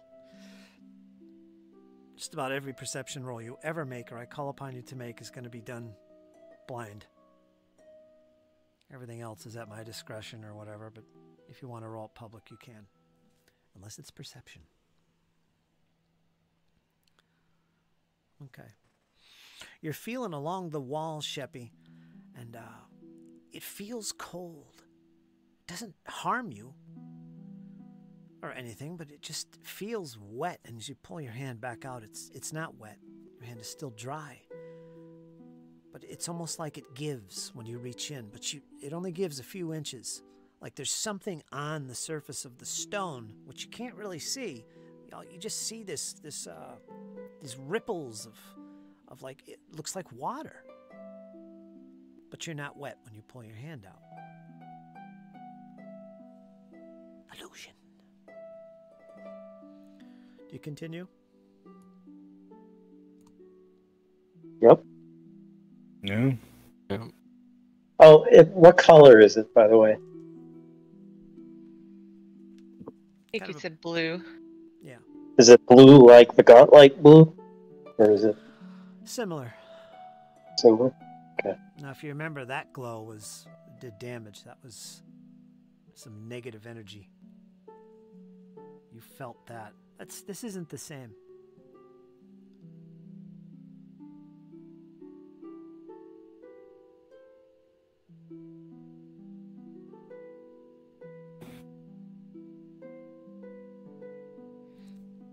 Okay, so you're confronted with another set of steps going up, and same thing. They continue, reach a platform of about 5 feet, and the corridor continues, this time to the south. Boom. With a set of steps that descend. Just a solid wall of ripples.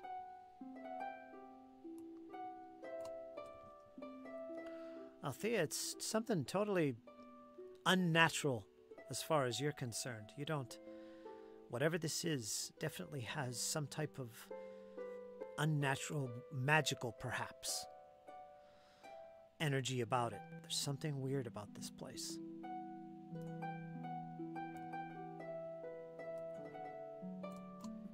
I mean, it looks like we're just circling and... Looks like someone made a lot of corridors for nothing. But that can't be right.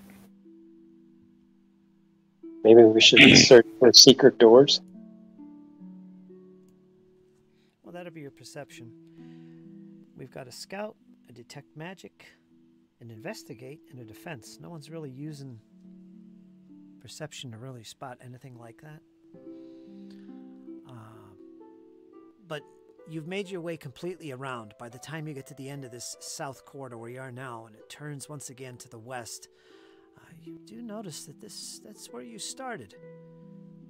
And it's Do I see my fish bones? Well, from where you've left them so far behind you, yes. And if you started leaving them here at the very beginning, yeah, you do see your fish bones. You've gone in a complete circle with alternating steps. They go up, reach a platform, they go down, and so on. They just keep alternating up, down, around this big square 5-foot wide corridor. The only door you've spotted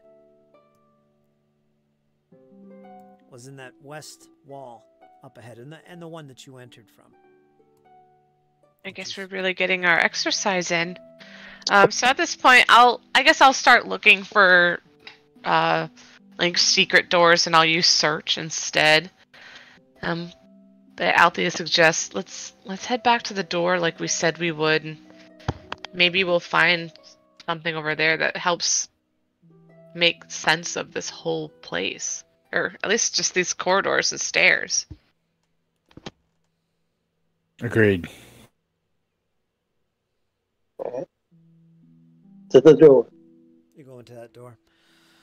All right, before we go any further, everybody make a perception roll.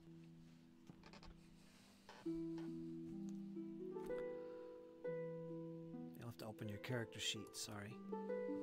Let's do that.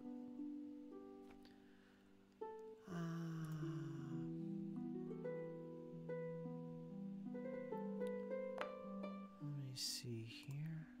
Oh, ignore that one. I wasn't private.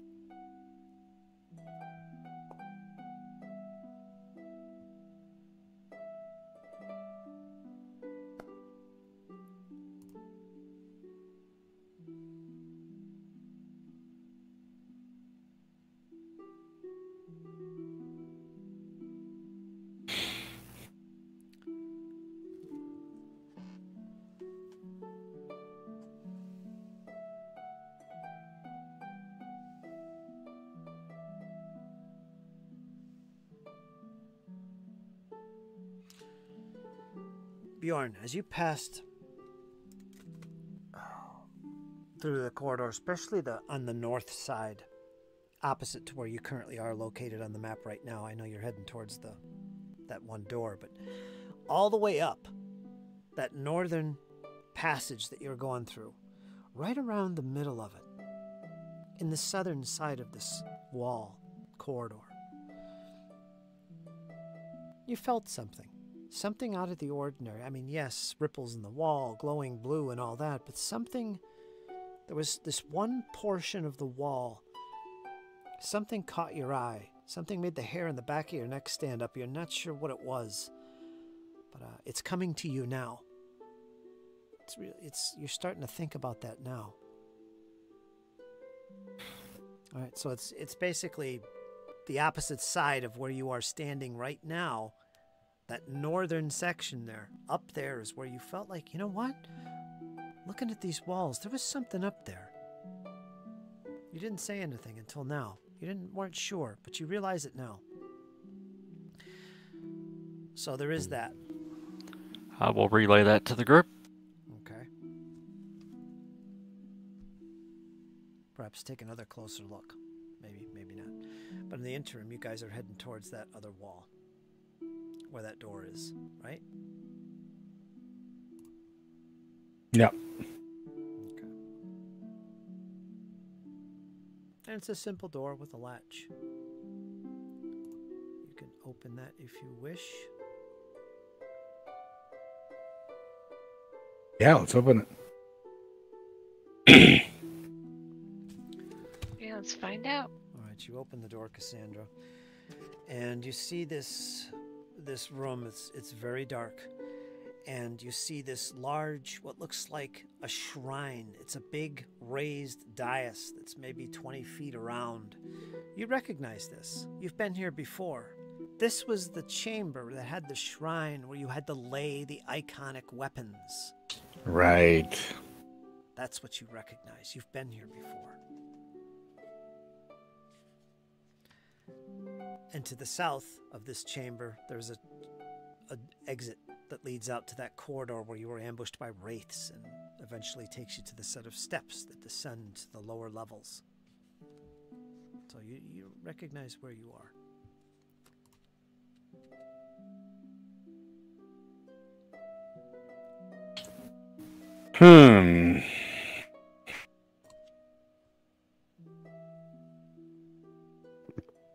There was something not guess. quite right at that northern hallway. Oopsies. Perhaps we should investigate there. Yes, and I guess that's been solved where this door leads. Yeah, let me let you pop your head in there. Yeah, you recognize this room. Did we ever look to the left side In this chamber? in this chamber? I don't remember. I think you did. Kyle might remember that. I think I peeked in. Well, no, I was going to, and then something happened. We had to pull out. So no, I Yeah. never opened that one. Mm-hmm. You're right. No, nobody opened that door. Which is directly across from you. Well, I think there's more to investigate in here, but what were you saying, Bjorn? Something about the hallway back there wasn't right. Something was off in addition to whatever the lights were. It was rather suspicious, just that whole area. Maybe we could look into it further. Let's head Indeed. back. And You can always- Baron will try to slowly head back to that exact spot where he felt that it was off at. All right, so you could do some investigating up there where you noticed something out of the ordinary. If you can call this ordinary. And as you get to about here, Bjorn, you can see it now. It's right to the left, to the south. You see what looks like an outline shape of a door behind this waved water-like substance that hits the walls. It's a doorway.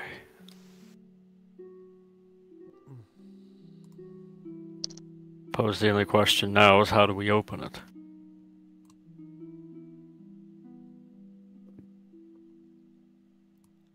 Hmm. We could always try like a normal door. Or not? What madness do you speak? This thing called a Have door. you tried the handle? No. Okay, so we'll look it over though. In all seriousness, we'll look it over to see if there is in fact like a A way to disguise get in. handle or Yeah. Or Yeah, I like a guess now lever. that it's been pointed out to us, yeah, I'm gonna take a look and investigate that area and the door.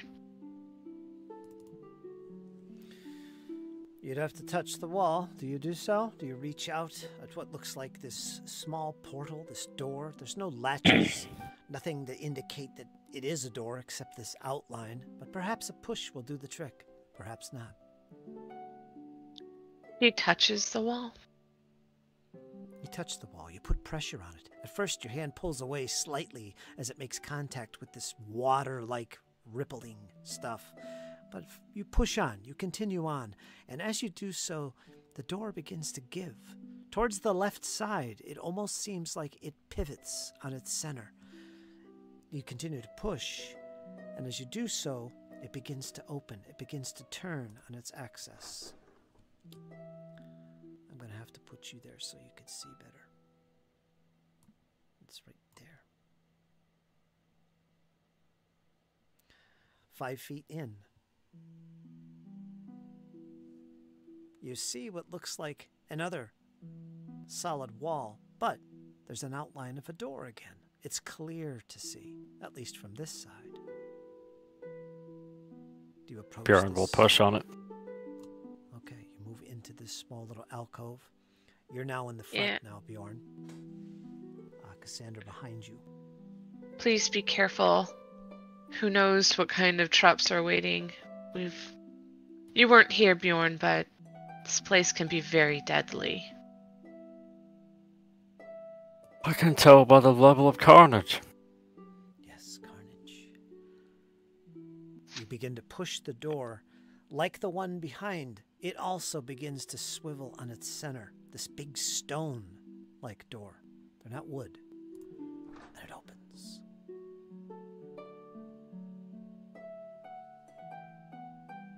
Let me see if I could open this and read it.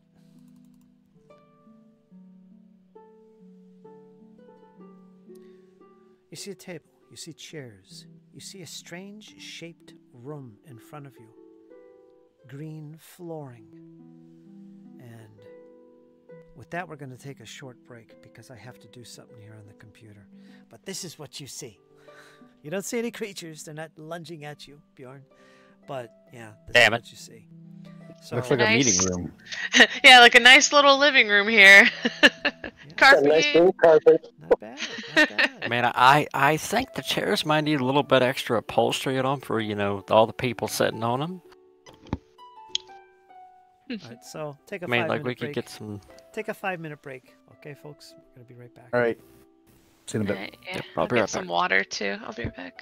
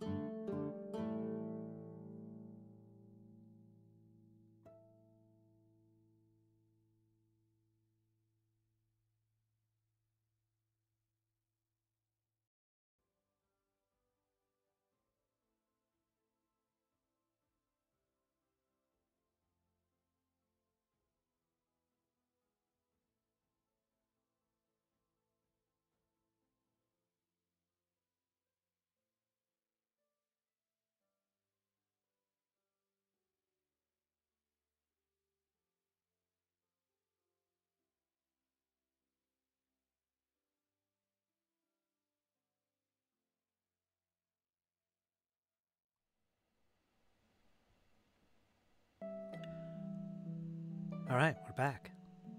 Got Sheppi, got Cassandra, Bjorn, Althea. And in the shadows, Dizzy, Agitha, watching in on the companions. All right, so you found a break in this illusionary wall that seemed to be concealing some type of door. When you stepped forward and put your hand on what looked like a door, it began to turn in and swiveled on itself, revealing yet another chamber beyond, a small little 5-foot square chamber. Another door. It looks like it's hidden from one side, but you can see its outline. From this side, anyway, you can see it clearly. You push once again, and as you do so, I believe I read the description, didn't I? If not, let me do so. Yeah, I did.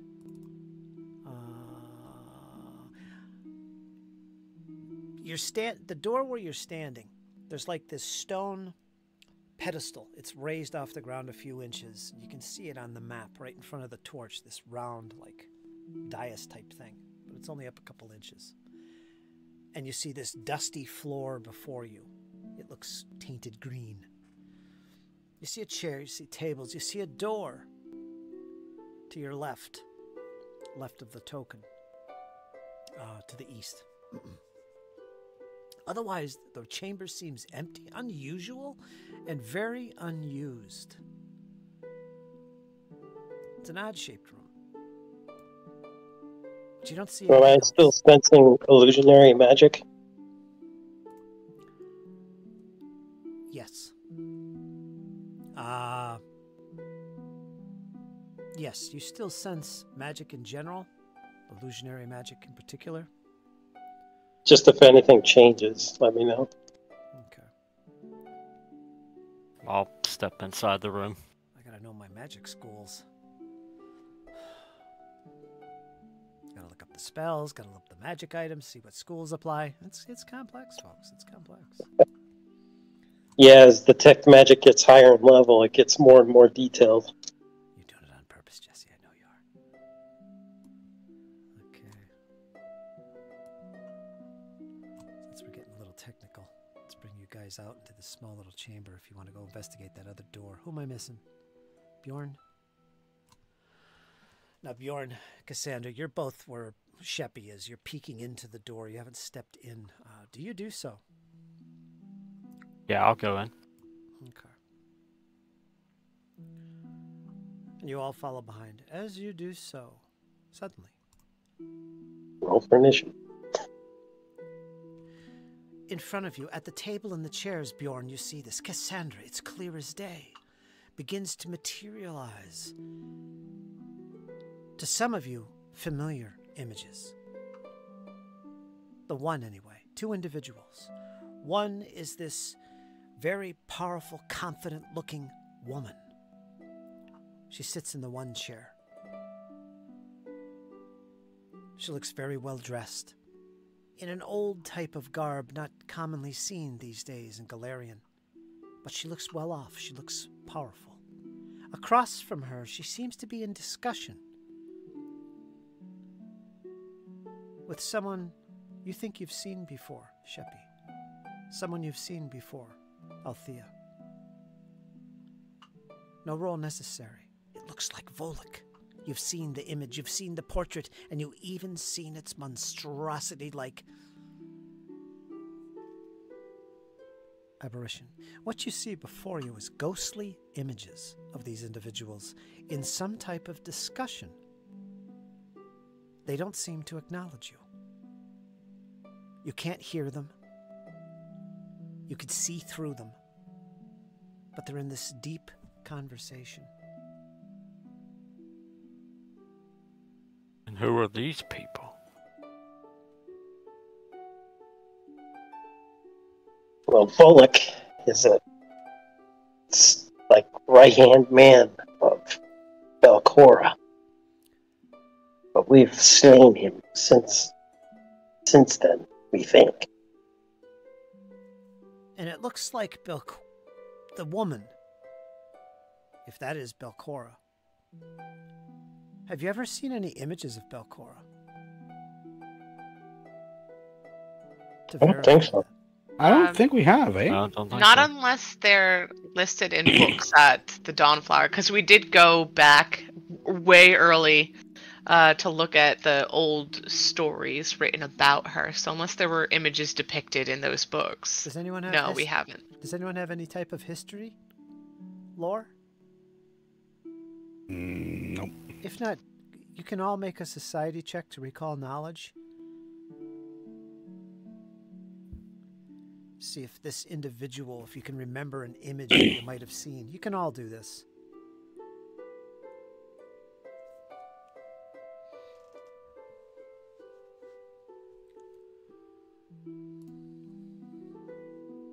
You need to bring your dice bag, Jesse, to work. Yeah, one of these days I'll remember. You really do.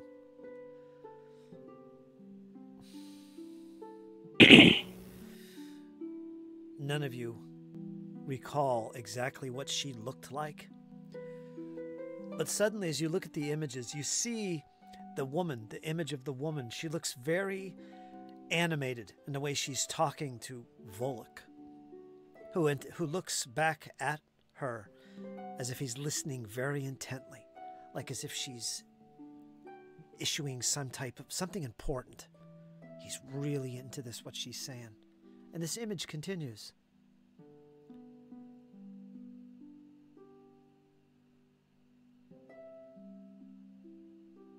And as you stare there, speechless, it suddenly begins to fade. Until finally, the glow disappears. And all you see before you is an empty table and empty chairs. Looking at it close now, you can see the dust is undisturbed. What you saw was some type of apparition, ghostly apparition. It's some type of meeting room. It clicks now in your head. And whatever you saw there was some type of meeting involving Volok.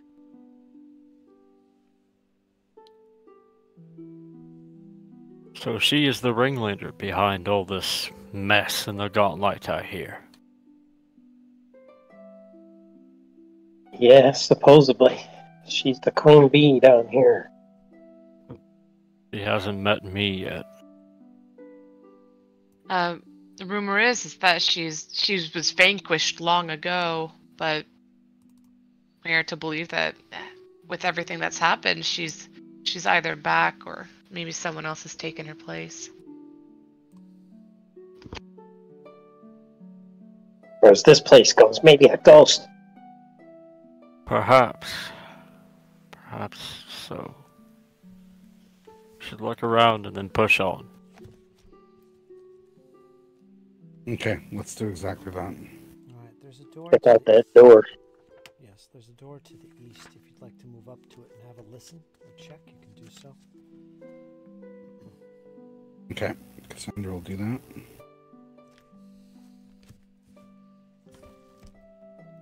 If anyone else would like to make a perception check and check the room for anything. Again, it looks abandoned and undisturbed.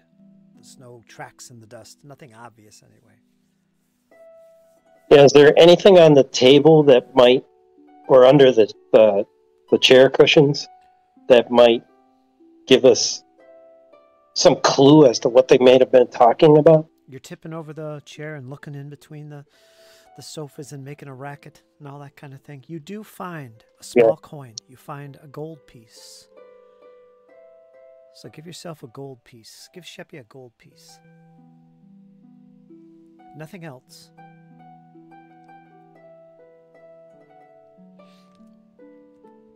And at the door, you hear a hum. And it seems to be getting closer. And as you pull away, Cassandra, you were looking at the door, right? Yeah. Yeah. As you back away, you can see there at the base of the door, you could see like some type of light getting closer and closer towards the door. There's something on the other side. I quickly let the other ones know.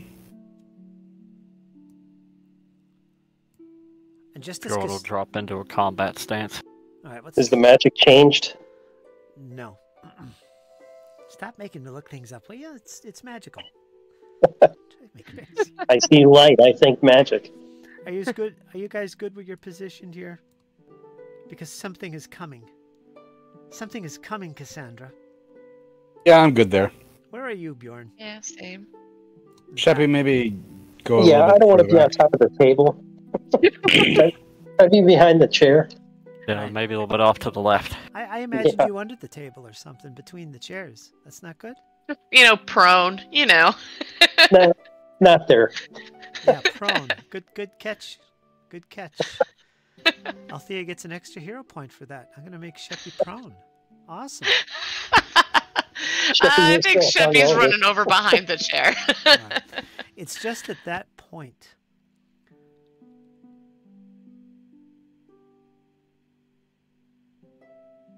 Silence. And the light seems to fade.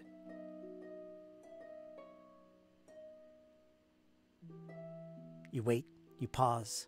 Nothing. The light has faded from underneath the door. You don't see anything, Cassandra.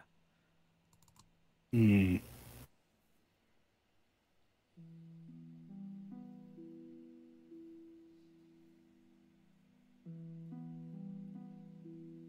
Should we pursue it?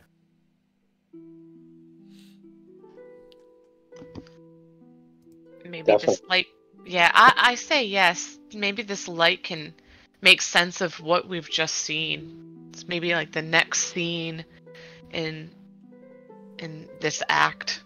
And she's referring to the little display of the two characters talking at the table with Volok and that powerful woman. Very well. Okay, Bjorn will move yeah. toward the door. So you're going up to the door and open it? Yeah, and if I can open it, I will. All right. Let me put you in the front. Cassandra, you're in the back. Sheppi, you're cowering under the table. He's still drunk, by the way. A little bit shaky. A little bit. Ugh.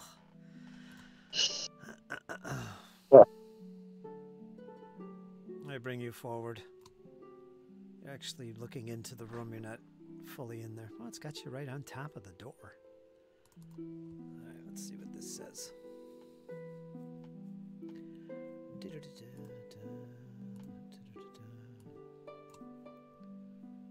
Come on, close. Open. Yeah, this is pretty much the same room that you just saw, except the furniture is a little bit different. And as you look inside, well, let me make it so you can all see this.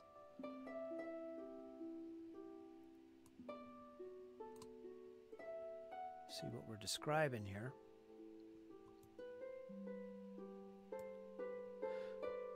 I would unpause the game for you, but I got to do this. Let me move you in, Cassandra.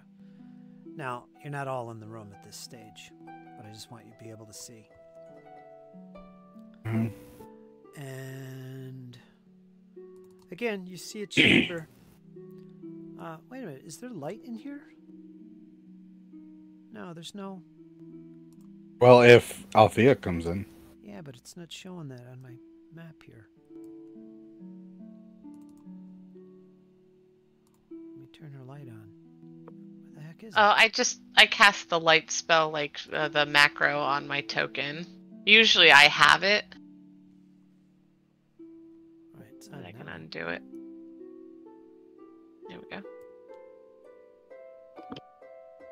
All right. Where was I? You see these sofas. It's another very similar type of room.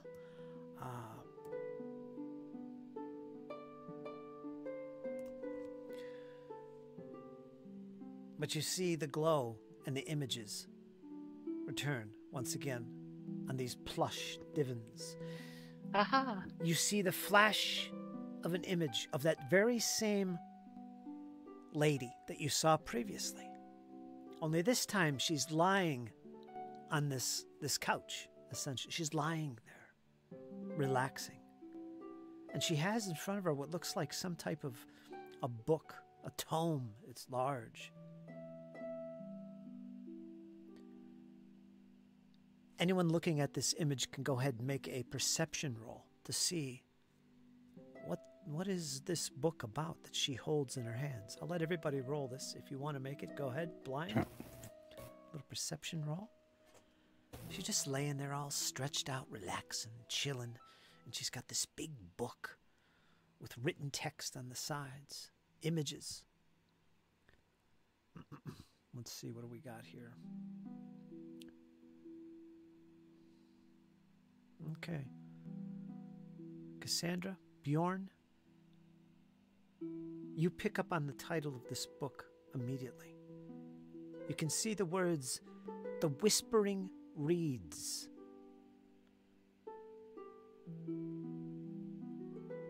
That's all it says. You might want to write that down. Gotta ask that book guy about that. Yeah. It's The it says- Whispering. yes, The Whispering Reeds. Got it. No one else can see that or read that title, but the rest of you can see it clearly.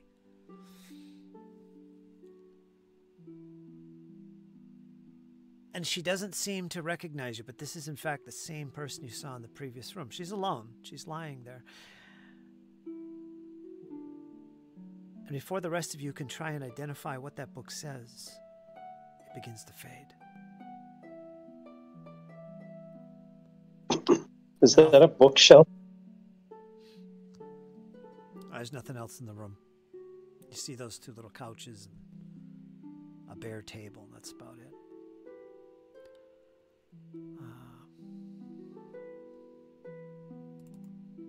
You seem very intent upon that book, Cassandra.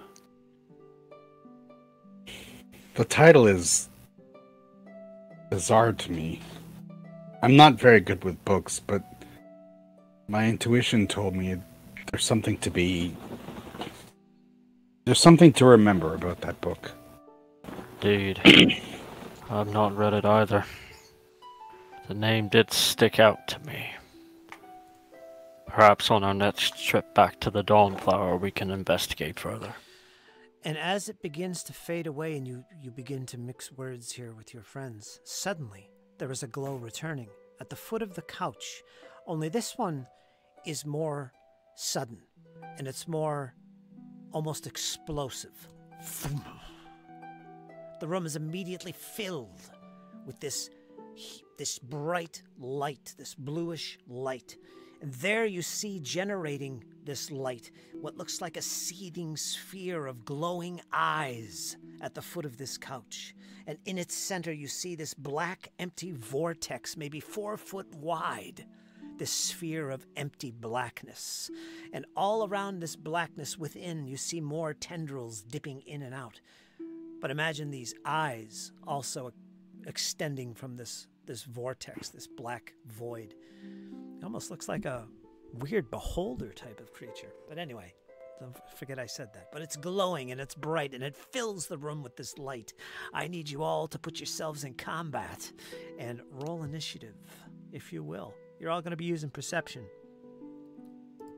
So go ahead and do that. What strangeness is this? Was I already in combat? No? Oh, because when I went to click to put myself in combat, it was already selected and I already have initiative and I didn't even roll. That's alright. I did see you in there, but I didn't do that. I noticed you did it. Maybe accidentally. Oh, I was typing in the campaign log and I think I accidentally clicked out, and when I started typing, maybe I accidentally clicked like the command to add myself to initiative. Maybe there's like a key binding. Maybe. All right, well, I guess I'll re-roll. Go ahead. A little better. Yeah, a little better. Huzzah! 22. All right. This creature immediately appears before you, Althea and Cassette. Everybody, where you are standing right now is where you're gonna be in this combat. Makes sense to me. Let me close this. Let me open up this bad boy and see what's going on as it appears. I thought it would be bigger than this. It's only a medium. Anyway, let's see. It's first, and it's going to do some evil things. Okay.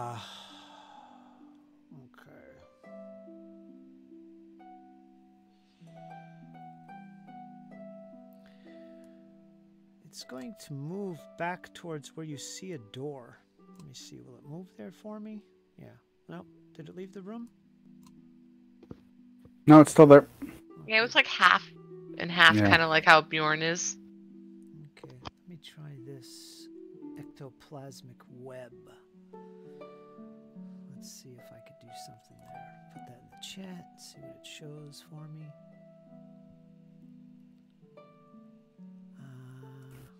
Can I attack? Nope, that didn't work.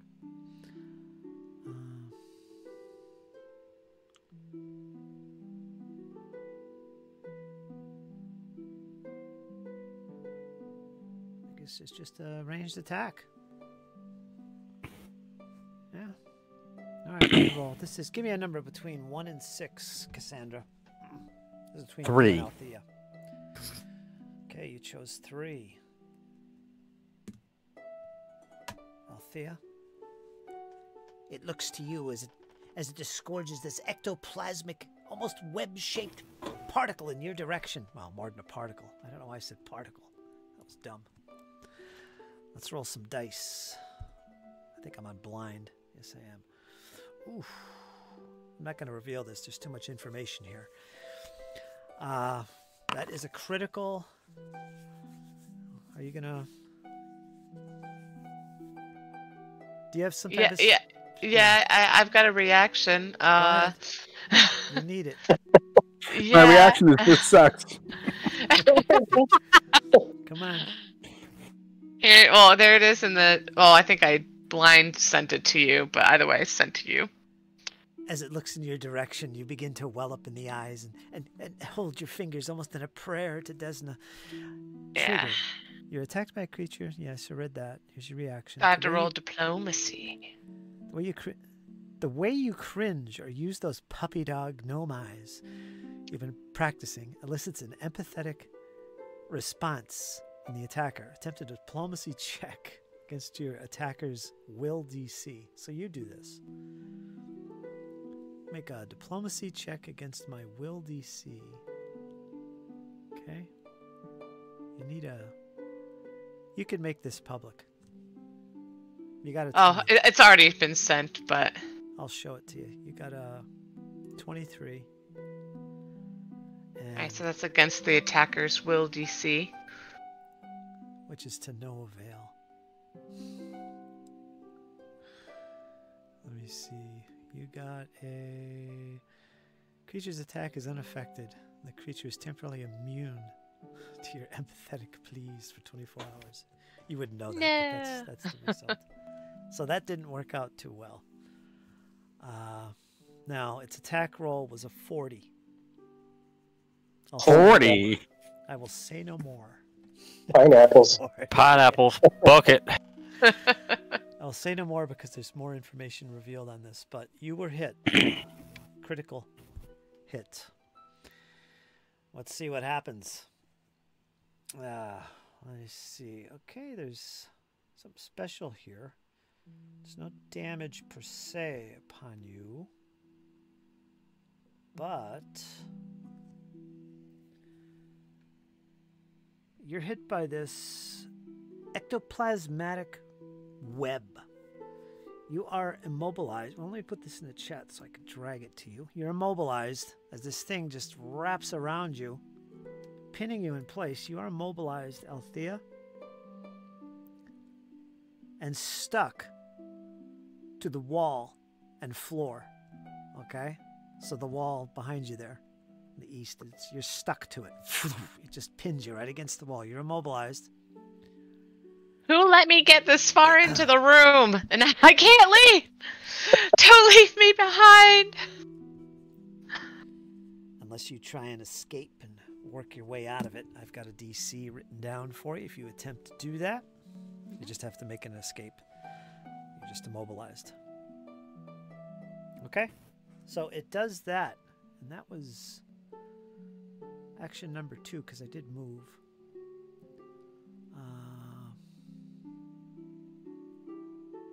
Yeah, it's going to do it again. Second attack is going to be against you, Cassandra. It's the same thing. What is it exactly? It's like it's spitting out a web. Like Spider-Man. Yeah, kind of like that. Ectoplasma type of thing.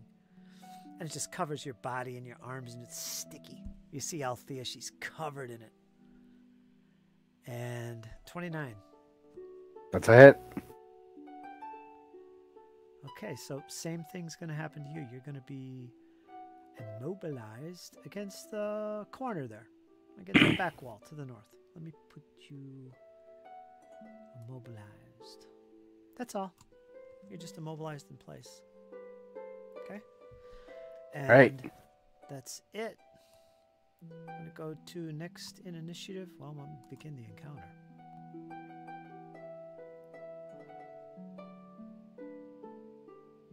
Althea, you're next. I'm going to Immobilized. try to forcibly get out of this entrapment of ectoplasmic goo or slash webbing. She's just going to try to use her brute force, You have a which dagger or doesn't anything? say much. She Star knife. Yeah, if you want to make up something that gives you a bonus and a roll for this, you can do it. Like maybe you got a dagger in your belt or something. You could pull it out and use that to help. Get creative here if you want. But you're stuck. Immobilized, for your reference, you can't use any action that has the move trait. If you're immobilized by something holding you in place and an external force would move you, that blah, blah, blah, blah, doesn't apply here. Yeah, that's it. You just basically can't move. But you could try a weapon.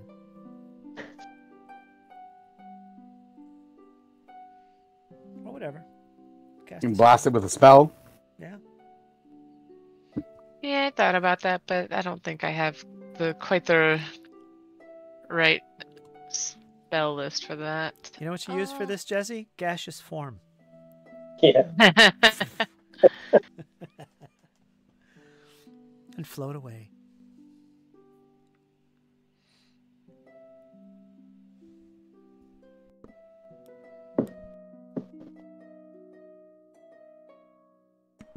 Well, I guess, yeah, she'll just draw her star knife and then hack away at it. Okay, I'll give you a bonus for that. That'll help you. So go ahead and make an escape roll, I guess. Well, it says you can use your unarmed attack as your escape. So would I be rolling with the star knife versus my fist, which is an additional +1? That's why. That's a good question. Yeah. Because otherwise I would just do my unarmed attack without wasting an action to take out my knife. I'll let you use the star knife. Alright. I'll let you do that. Let's see if I can get out of this to hopefully get some distance between me and the creature. Make this public, you need a 26.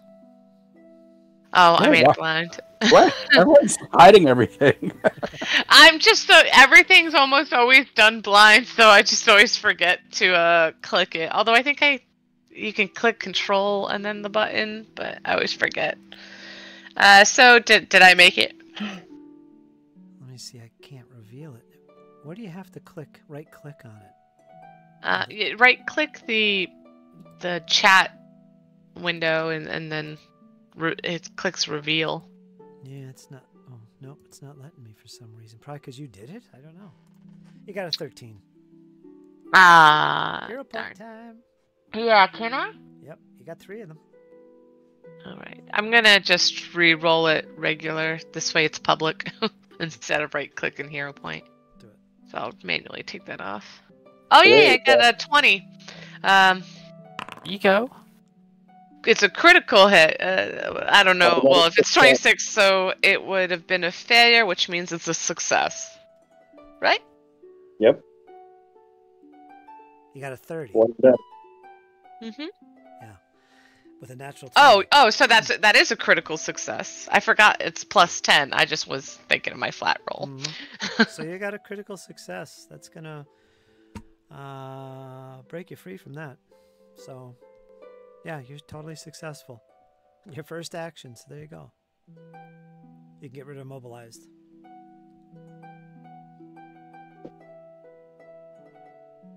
I think I did that right. You escaped. The critical success. Yes. And then I want to move right behind Bjorn, where I can still see the creature since the door's open, but I'm not right at the forefront. She's peering between my calves right now. Let me try and unpause the game. There, I think I got it. It's funny because it's true. Yeah, that's exactly it. Yeah, she slips behind him. I'm out of here. Be careful, this thing can hold you in place with its ectoplasmic strands. Be careful. You done? I only just got out. So you cut your way out of that really good. So you Yeah. just see this mess of webbing just in front of you, Sheppi. Same thing that's covering Cassandra. Are you done? Mm-hmm. Okay, Cassandra, you're up. Same thing. You're going to have to make that escape. Get creative and get your bonus.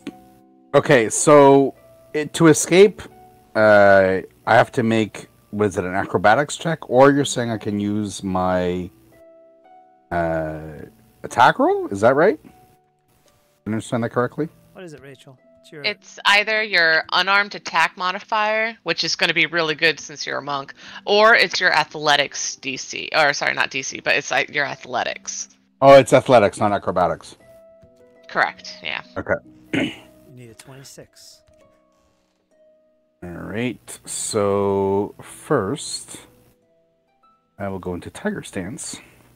Flurry of escape. Oh, wait, no, it does, wait, sorry, last sentence says you can use acrobatics or athletics check instead of the attack modifier, if you choose. But it still has the attack trait, so if you attack afterwards, you're just going to have the MAP. There's a map, yeah. Yep, exactly. Okay. You earning those hero points tonight, Rachel? I still need to start. So first I go into Monk Stance so that I can cut the strands. And then I will make an attack to escape. Okay.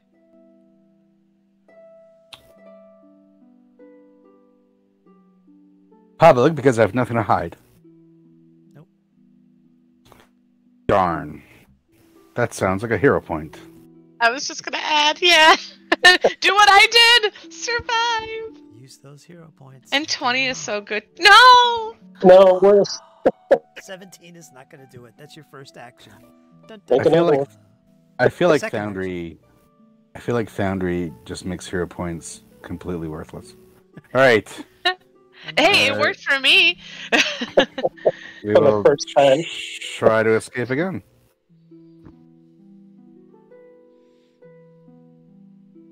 Wow. Nope. And it's a 26. That's it. Tiger stance was one, right? Yep, that's it.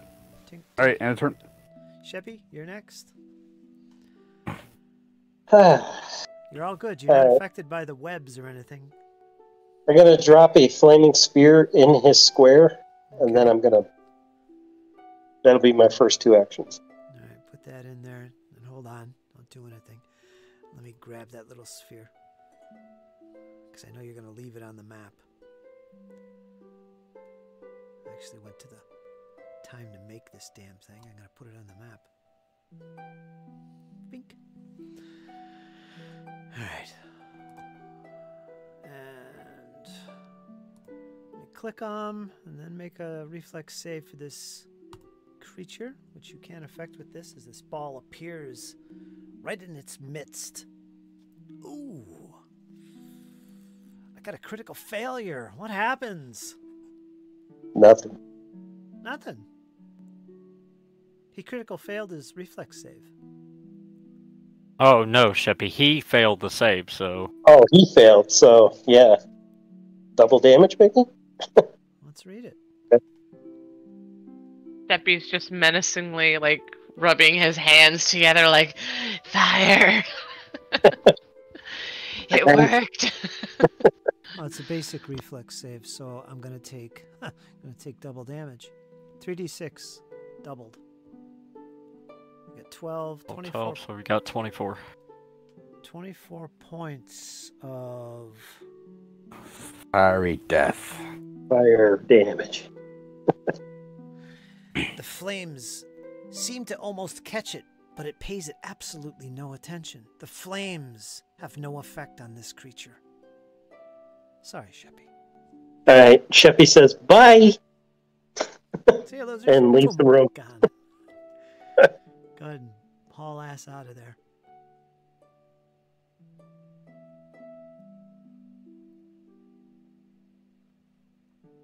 Okay, you're done? Okay, you're out of sight of your sphere now.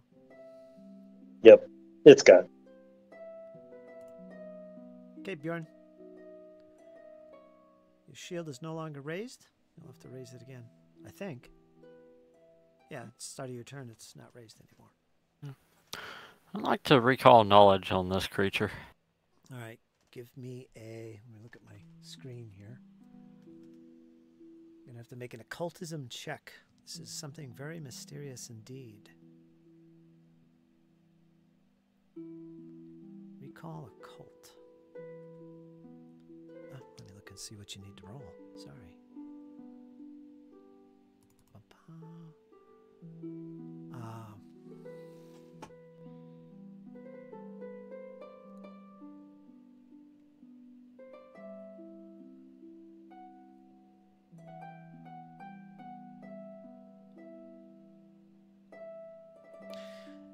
You've seen this before. You've heard tales of these things.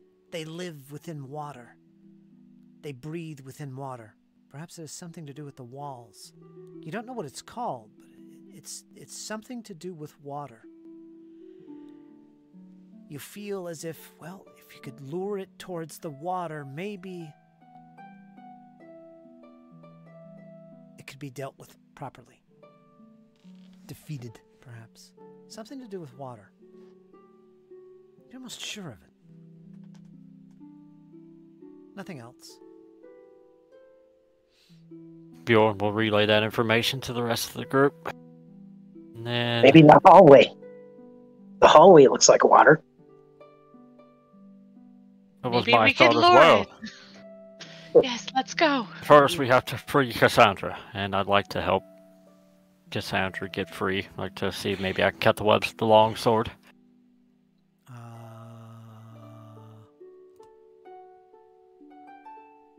So, what would we do here? Would Cassandra make a escape roll when her turn comes and get a bonus because he's helping? If he's successful, he'll give you a bonus on your escape roll? Alright, so how that works. I was looking it up too, because that's what I was going to do if Kyle didn't. How does it work? So you would have to claim an action during your turn to then use the reaction aid. Ah, good one. If you are successful, you get a +1, or Cassandra would get a +1. If you are critically successful, she'd get a +2. So you just have to describe how you're helping. So you could be like, I'm going to be rolling an attack roll, or if you're going to do an athletics to like rip it apart.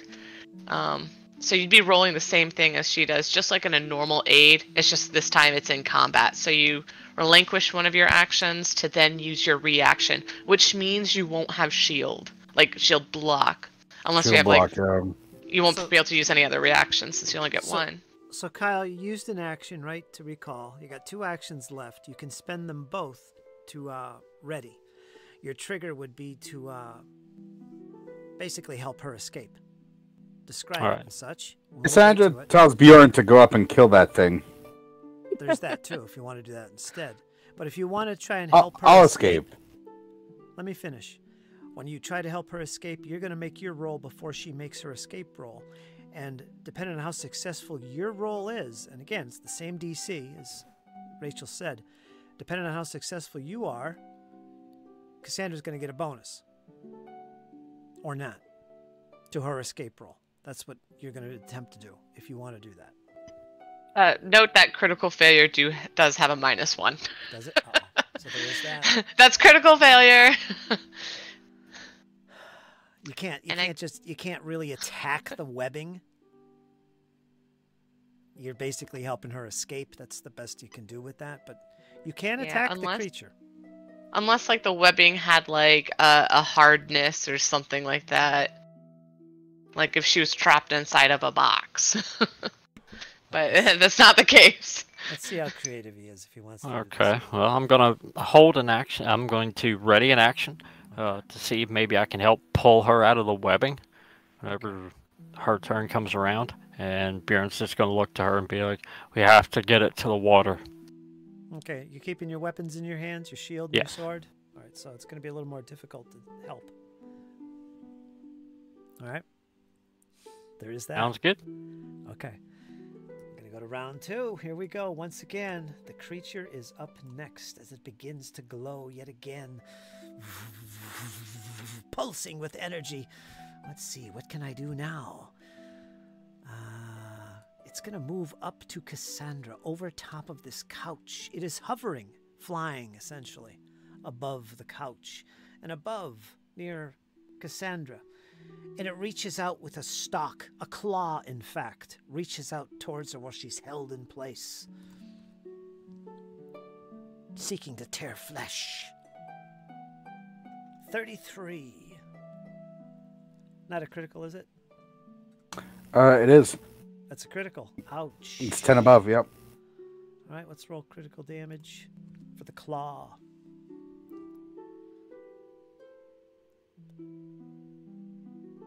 $48 points of... Wait a minute. It is 48, but I'm looking at this. There's piercing and then there's force damage.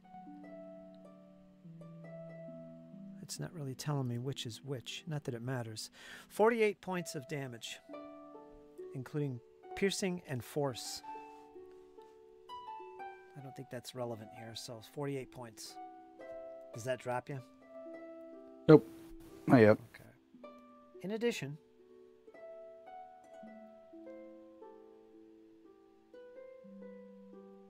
Fearful Strike. When you take damage, make a will save for me. DC 26.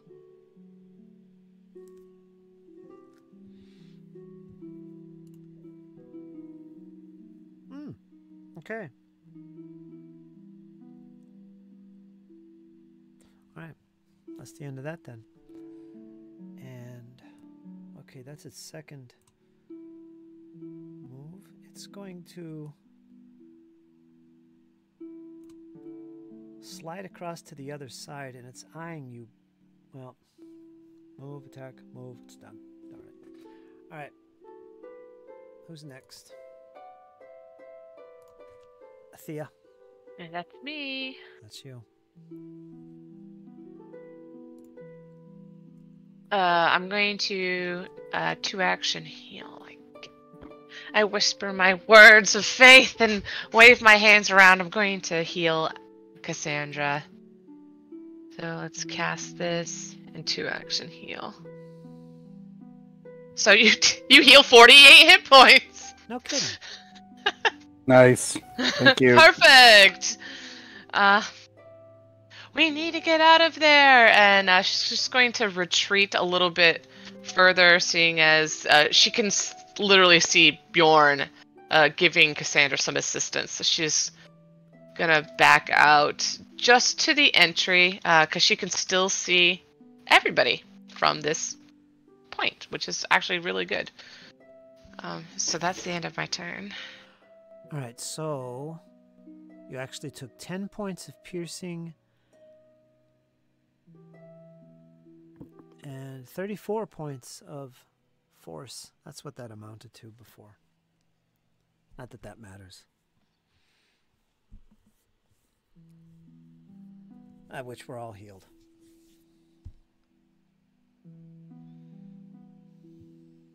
You done? I sure am. Cassandra? You're still tied up.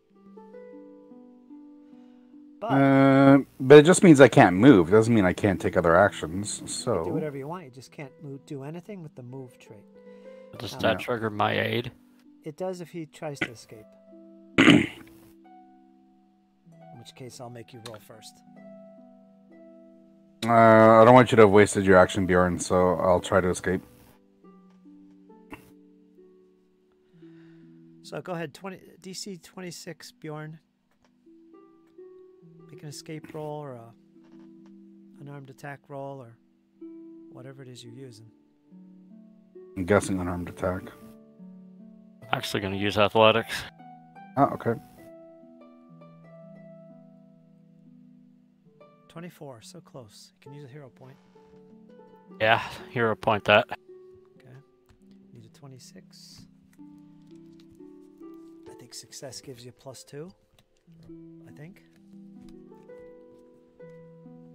Rachel will look it up. You said a regular. You're out of there, Bubba. You're out of there. 30. Critical success is a +2. +2, that's it? Yeah. Unless you were like a master or legendary, then that changes. But I don't think we're there yet. Okay. All right, this +2 to escape. Here we go again. 19?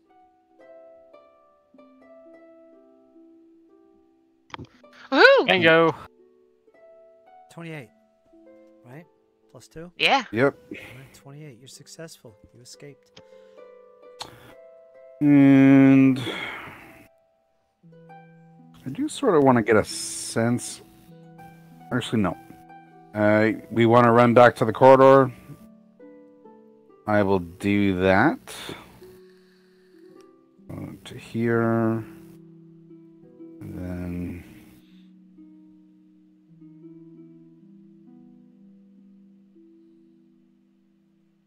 Right.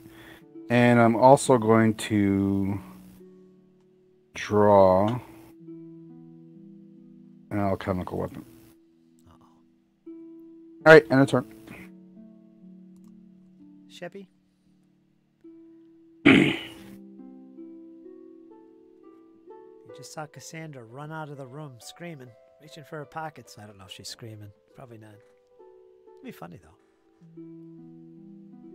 What do you do, Sheppi? You're muted. You're muted. There you are. Yep, I gotcha.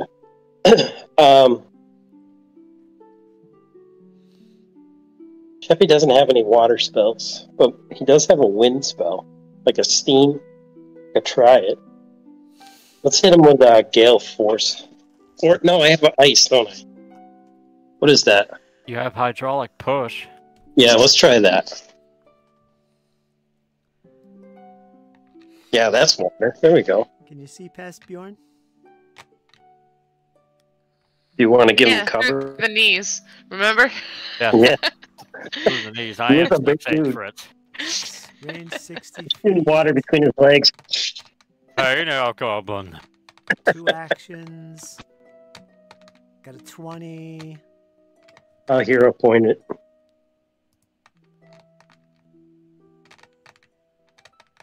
AC is 30.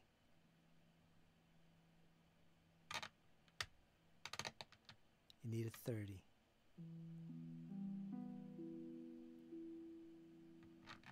Did worse, Bubby. Yep, that didn't work.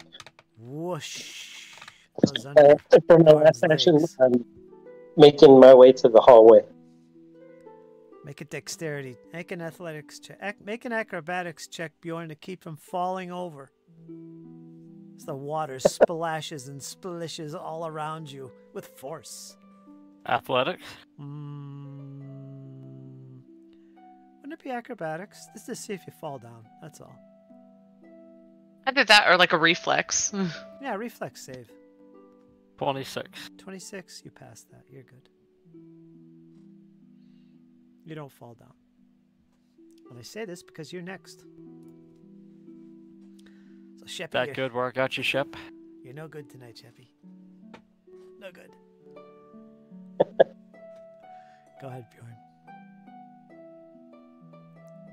You're all wet though, Bjorn. Whoosh. I'm gonna try something. You are.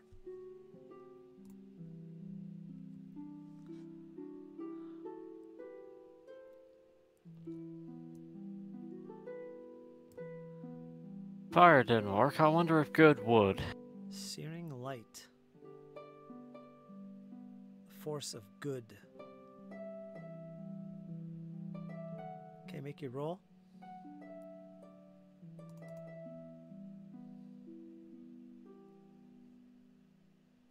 $25.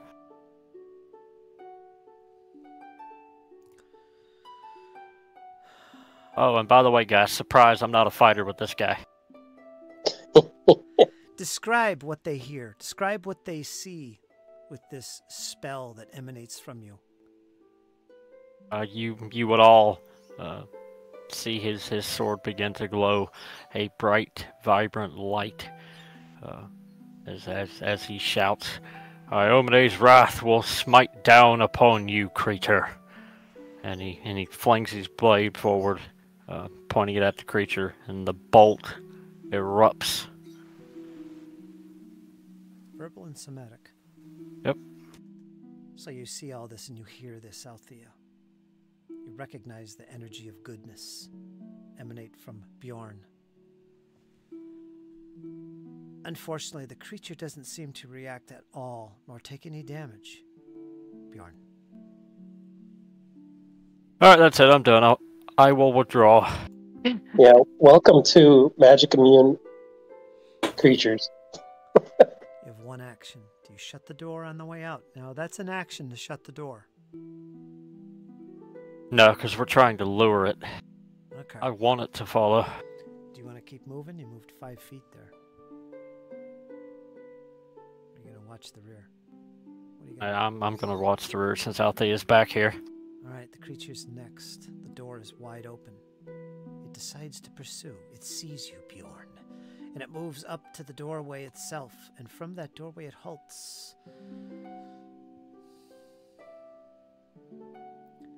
Where did the creature go? Where's its sting?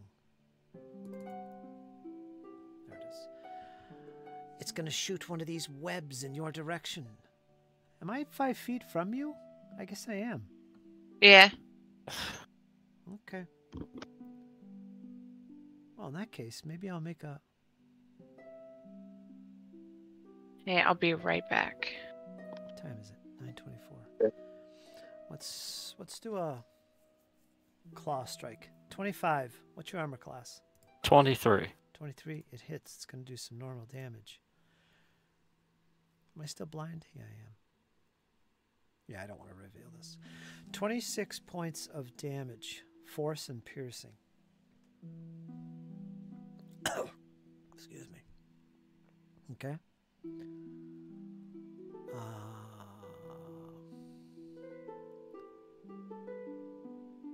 I like this. It's going to do it again against you. So these stalks are reaching towards you with spiky claw-like things on them. 32. Hit, not crit. All right.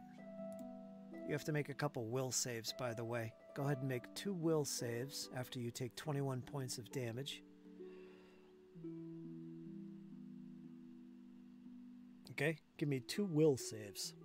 DC's 26. First one is success. No problem. Second one? Actually, you might be immune. Hero point that. Wait a minute, hold on. You might be immune with that success there. Let me look at this again.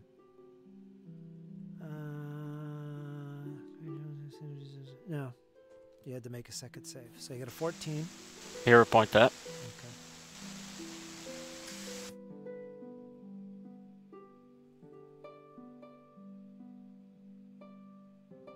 $17. Oh, you just avoided a critical failure. You are frightened. First one was success. Your second attack, though, the second attack frightened you. It shook you. You take a minus, in this case, a -1 penalty on all your checks and DCs because of that, Bjorn. That's frightened. Okay, it's got one more action.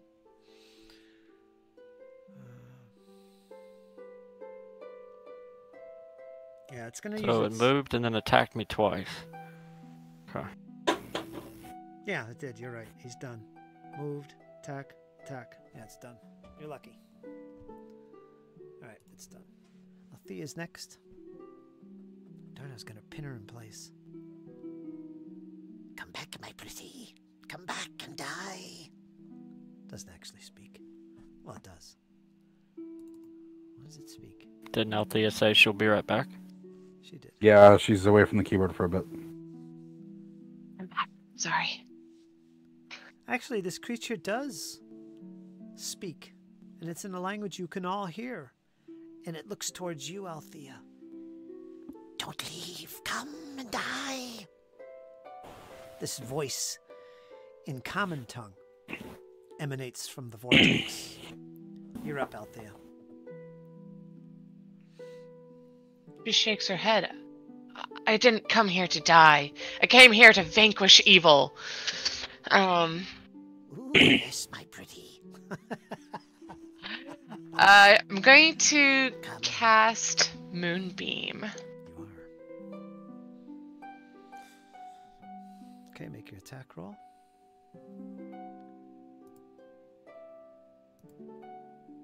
19 won't do it. I'll hero point that.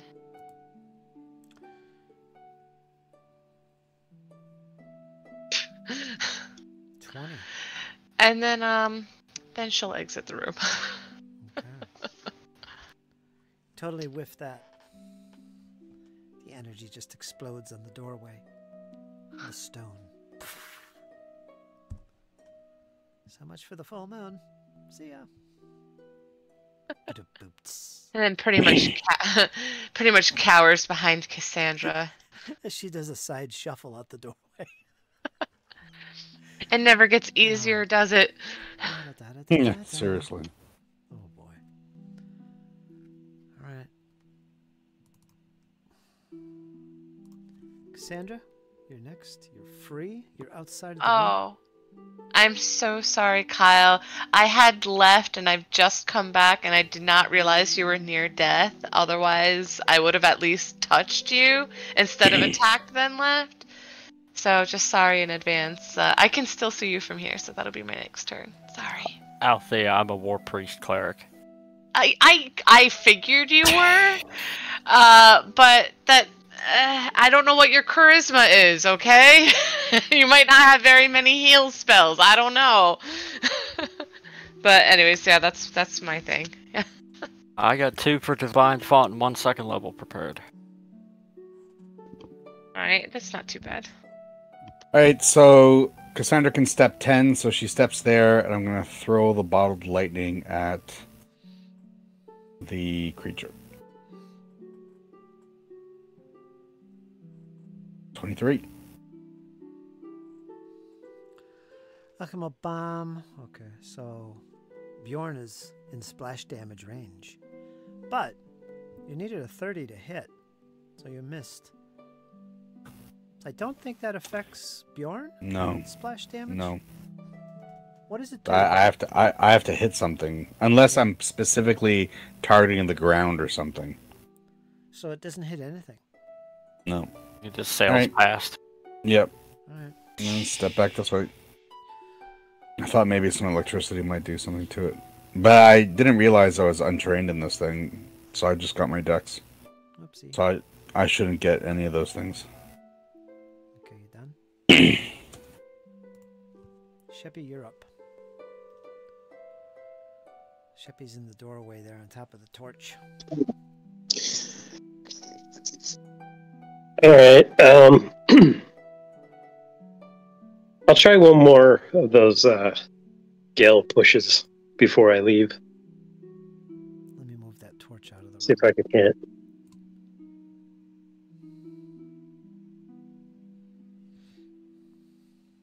Not with that one, we ain't. 19. How many hero points did we start out with? Just one? 2. Althea had 3. I gave her an extra one. Because You have one left, Shep, if you want to use it. Alright, go ahead.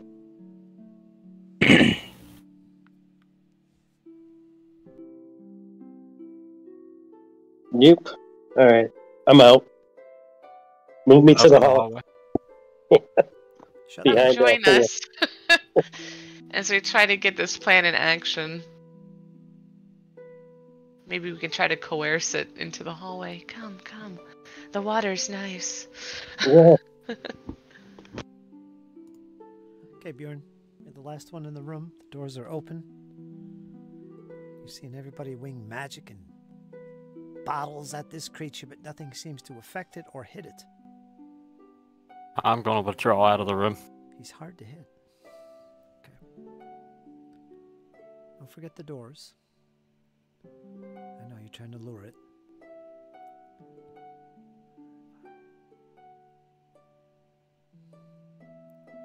And then I'm going to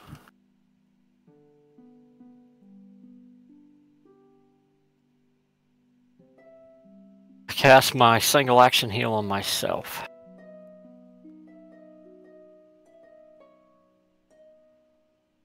Level 2.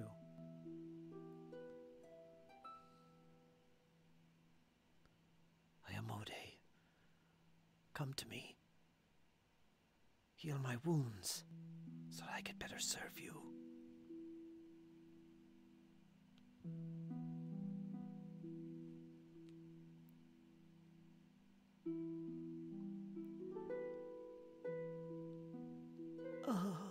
Only 3. Don't you get a...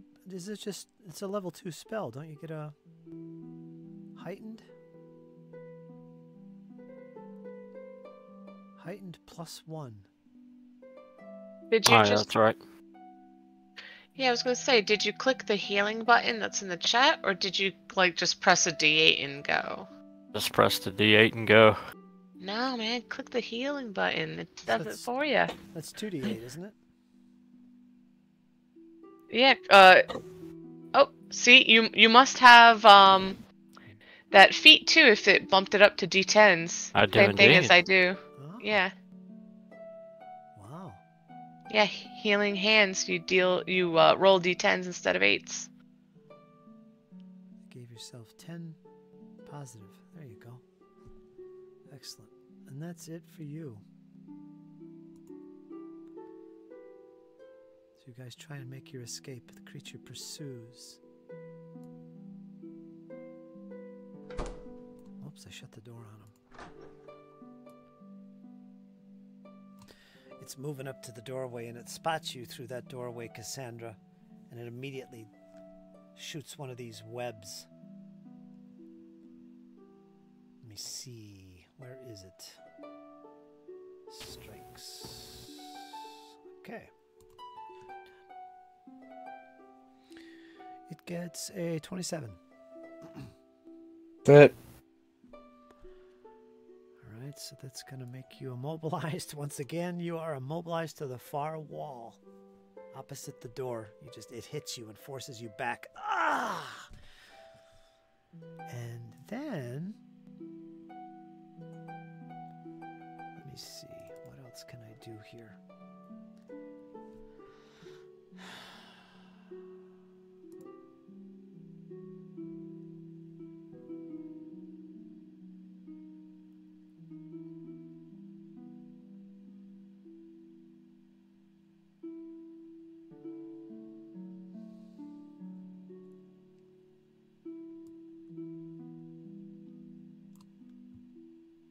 It disappears, but you can still see the light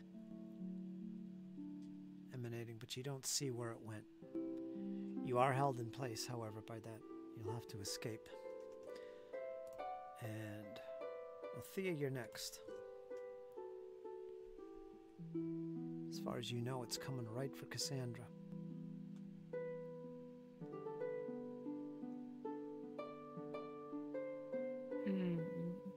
I can't see it where I am currently.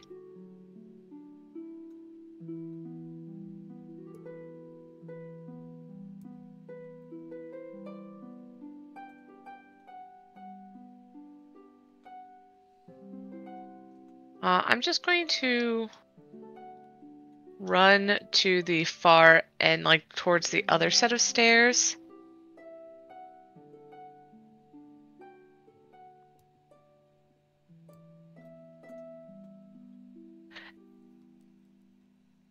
And were we all serious with the pineapple? Very much so. I'm like, were we saying actually out loud our secret phrase of getting out? Yeah, that Sheppi thing was smacked definitely me. calling pineapple. Okay.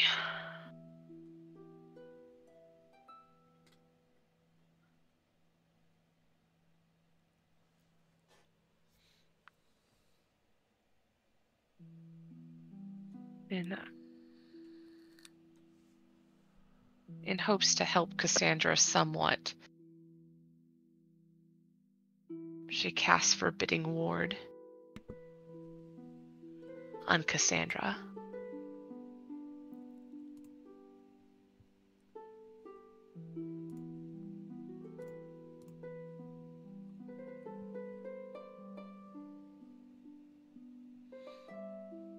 I should have had more menacing music playing.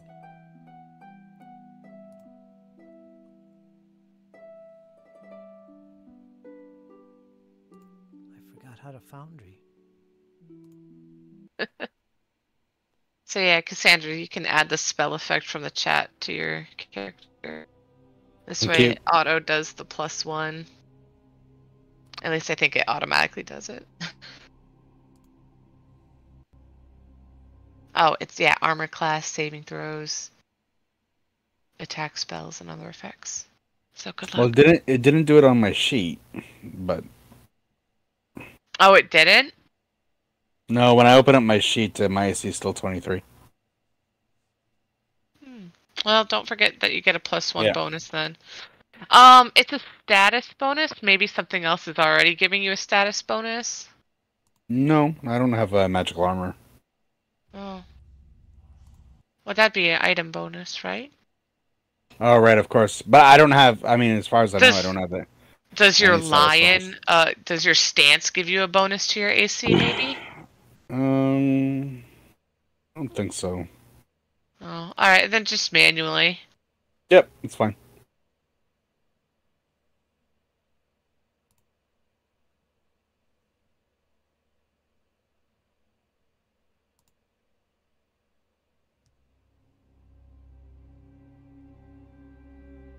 But yeah, Althea also shouts out that, let's get out of here before it, somehow pursues us even further. I'm gonna head this way, and I'll meet you back at the other side. Um, I'm gonna stick around until I see Cassandra's free.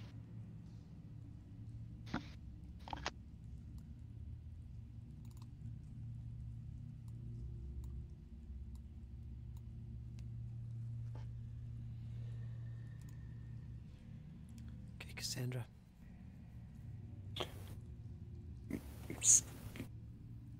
You're up. I'm up. Mm-hmm. Sorry, your voice, the volume is really low compared to like the Dungeon of the Dead 3. Can you hear me on now? Hello, test. Yeah, I can hear you better now. All right, Just- so I'm talking I will try soft. to escape. Same as before.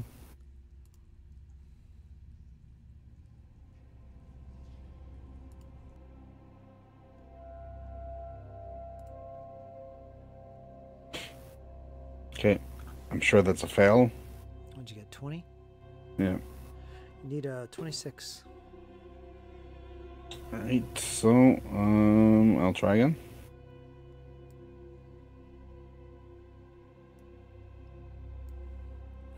You got it. You pull yourself free. Right. And then I will just come and block here. Okay, end of turn. Sheppi? You muted.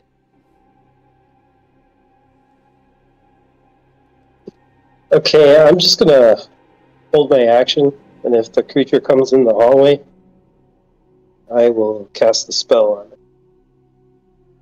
What spell?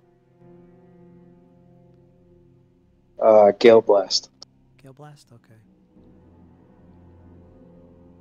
It's a single. It has to be a single action spell, I think. Or Hydraulic Push, I mean. Is that a single action?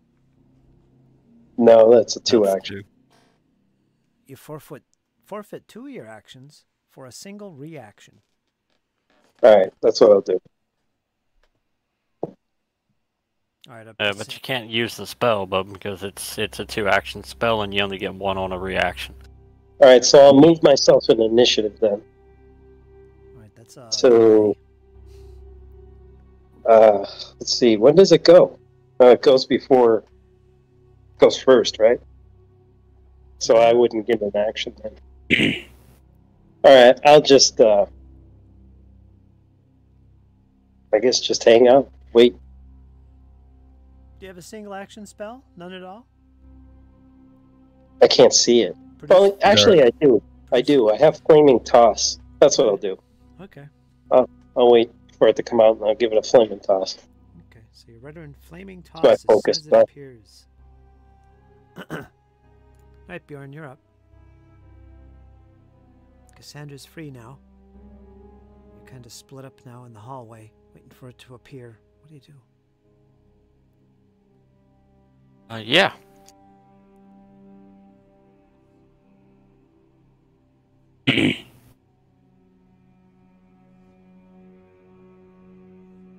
Gonna raise my shield and wait for it to come out the door. Ready an attack?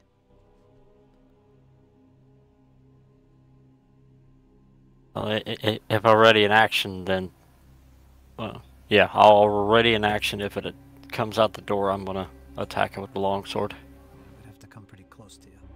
You're 5 foot away from the door. But that's all right. If it comes towards you and Sheppi, you're in a position to attack it. All right? You're good. Sounds good. All right, we're going to go to the next round, which is round 5. The creature's up first.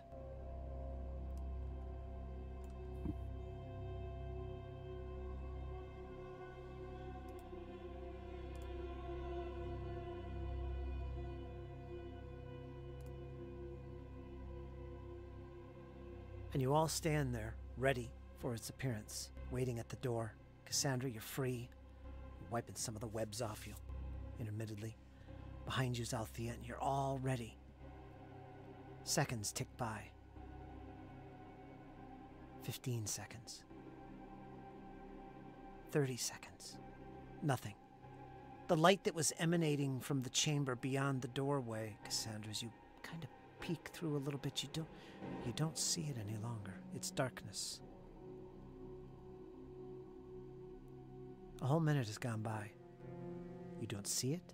You don't hear it. It's eerily quiet, Althea. Nothing.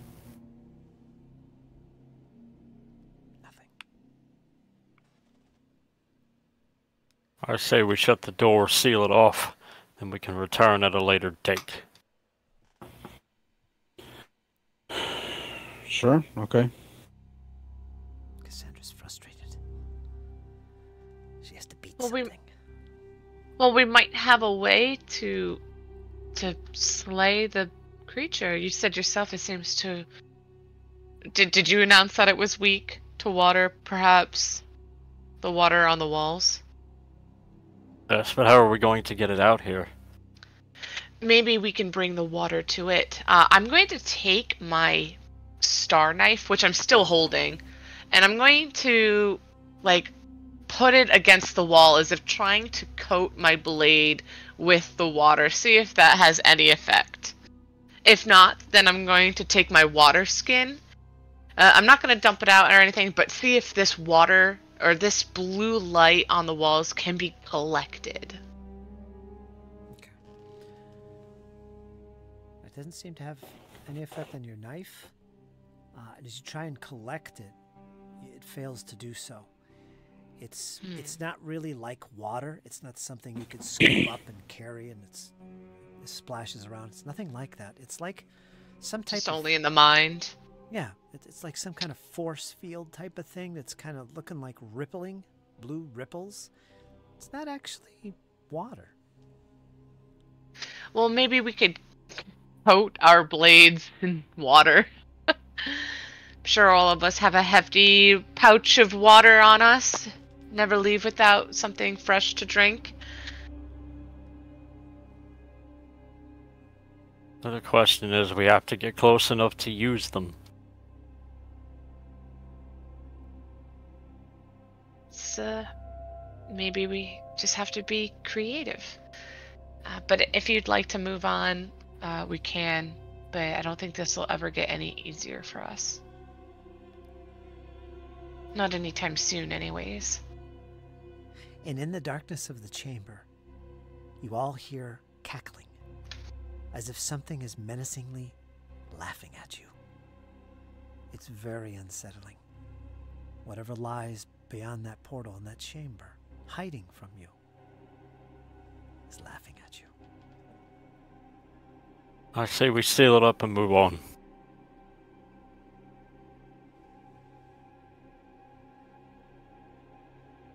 You want to slam the door?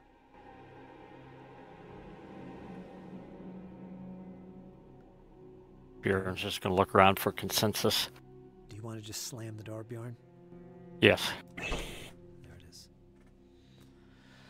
It's that little secret door. It pivots, and you're easily able to push the opposite side, and as it swivels outward, it goes clunk, like as if it falls into a little space. It seals itself shut. It's a big stone slab. And then there's silence that follows. At this point, I'll end the encounter, as another minute passes by of nothing, no sounds. Does anyone else require healing? Not I. I gotta head out, guys.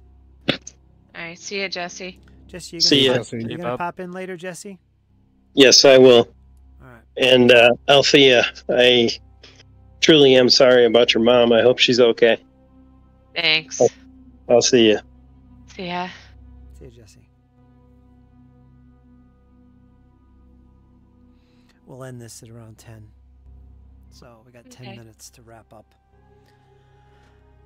So yeah, you're in this corridor. Nothing seems to be coming out. You had this crazy encounter with this strange glowing thing. You've seen many of those before, but this was different than the other ones. The magic didn't seem to have much effect on it. You could hardly touch the thing, and it likes webs for some reason. Ectoplasm. But you seem safe at the moment in this little tight corridor. Silence I'm actually returns. gonna break out my healer's tools. Okay. Now, like I said, I'm a noob to this class, so maybe y'all can give me some pointers. Hey, you don't have to be a cleric to use healer's tools, man. No, but I picked them up anyway. Are you trained in medicine? It's I assume always you are. good to have. Yeah, are you trained in medicine? I am. Alright, Good then to yeah, go. go ahead and roll your medicine check, and the DC's 15. If it's a success, that's 2d8. If it's a critical success, that's 4d8. 31. Alright, that's Huzzah. critical. Yeah, 10 over. That's what, 48? Or would it be D10s with the... Only magical healing is with the d10s. You'd still just do 4d8s. I appreciate you once again. I'm dipping my toes in here. Yeah, come on in. The water's fine.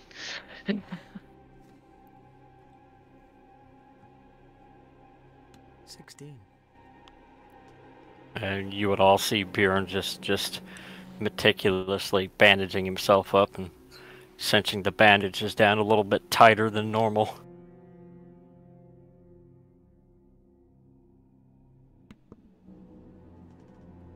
I guess the new question is once we're all ready to go, do we just head deeper? Is that it for this level? Well, there's that other room in the other chamber that we haven't explored.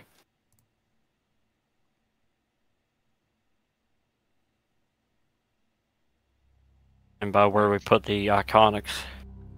Yeah, yeah, let's go onward.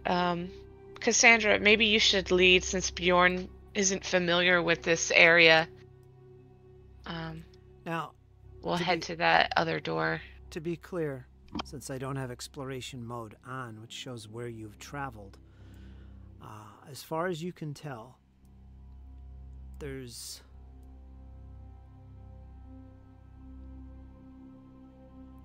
doesn't seem to be any other exits that you haven't explored. There is one, and it's on the far side of that room you peeked into before, you know, the one with the shrine. In that room, there is one door that you've never explored beyond. Yeah, that's where we're headed. Yep, that's what we're...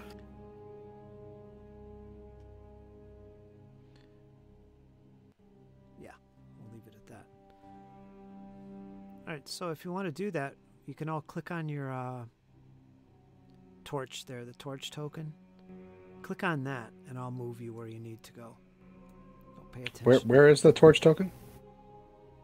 It's, I can't ping for some reason. It's to the west. I pinged it. It's southwest of your current location. If you shift left click your character token, that will deselect you, and then you can click on the torch. Got it? Yep. Let me open the door again. So, you're familiar with this chamber. You've been in here before. It's the shrine. And you do see that other door. If you'd like to listen at the door, you can do so, Cassandra. You're leading the way. Okay, she will listen at the door. It does have a normal latch on it. It's a wooden door, like many of the others here. You do hear... It sounds like muttering. It's very faint, but you do catch a couple words. So it does sound like something's speaking, but you can't understand it. No clue. But there's something beyond. You wish to open the door.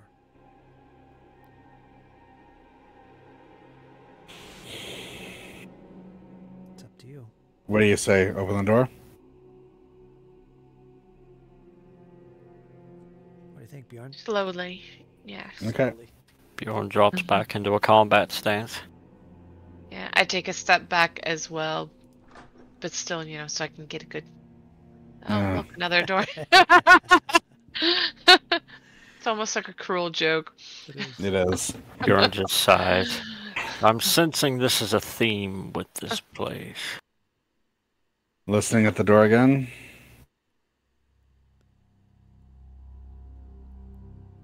Why do they leave me here? Why do they leave me here? They'll all pay with their lives. That's what you hear. In common. Hmm. You've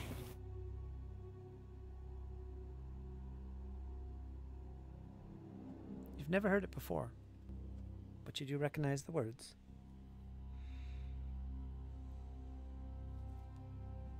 Is the door locked, Cassandra? Is it? You just see a normal latch. There's no way to tell unless you go for that. I'm door. gonna check for traps on it. Okay, go ahead.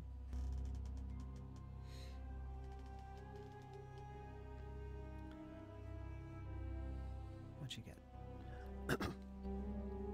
There doesn't seem to be anything here like any indication whatsoever that it's trapped. It's a pretty solid looking door otherwise, but you don't detect anything unusual. Traps. All right, are we opening this? Find out why they got left there. Yes, and... Yes. Okay. Ready when you are. I wonder who's behind... Oh, no. Oh, you've come back. You've come back. And there you see it. The creature you've... I take that back. None of you have seen this creature before. It's a blue-fleshed creature, similar to a creature you have seen before, but somewhat different. And let me see if I could show a picture. Wrapped in chains, this blue-fleshed, hairless creature stands before you, and its eyes lock on you, Cassandra. It sees you, and it begins to approach. And that's where we're going to end it. We're going to roll an initiative. Would you guys like to roll initiative now, or do you want to save it for the next session? I say save it. Yeah. Save it. Hopefully our rolls will be a little bit better. Yeah, when we're all feeling a little bit luckier and we all have more hero points. All right, let me roll this creature's initiative just so I remember. And there it is. Okay. So there you go. That's the session. Thank you. Looks like a very dangerous room. You're welcome. Absolutely. According to your maps, this might be the final room of this level. So what we'll do now is we'll do our outro, and then we'll leave it there. So folks, thanks for watching. I'm gonna let everybody do an outro here, and it was a pretty good session. I really enjoyed that. Even though my prep time was bare minimum, we still pulled it off. It was pretty good. Rachel, what'd you think? It was great. I do enjoy being in the gauntlet. A part of me hates to leave a fight behind, but sometimes that is the right call to make. Who knows, we might leave this person behind too.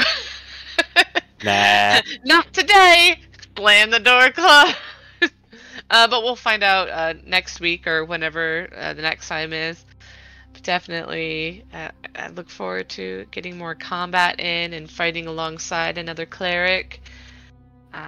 Because I don't know too much about war priests, but it'll be fun to see in which direction you end up taking your character in. Build-wise, and personality-wise. How about you, Kyle? Thanks, Rachel. Well, I mean, it's one of those things, Rich, you know, like I watched you guys play clerics and stuff, and I wanted my initial build for this guy. He was a fighter with a angelic sorcerer bloodline, multi-class, and it got real complicated real quick. I believe it. I really do. Yeah, it got real complicated real quick, and so like I just got on one night sort of comparing stats. I better do my outro first. Surprise, guys! I'm not rolling a fighter this time. Yeah, chose the war priest cleric.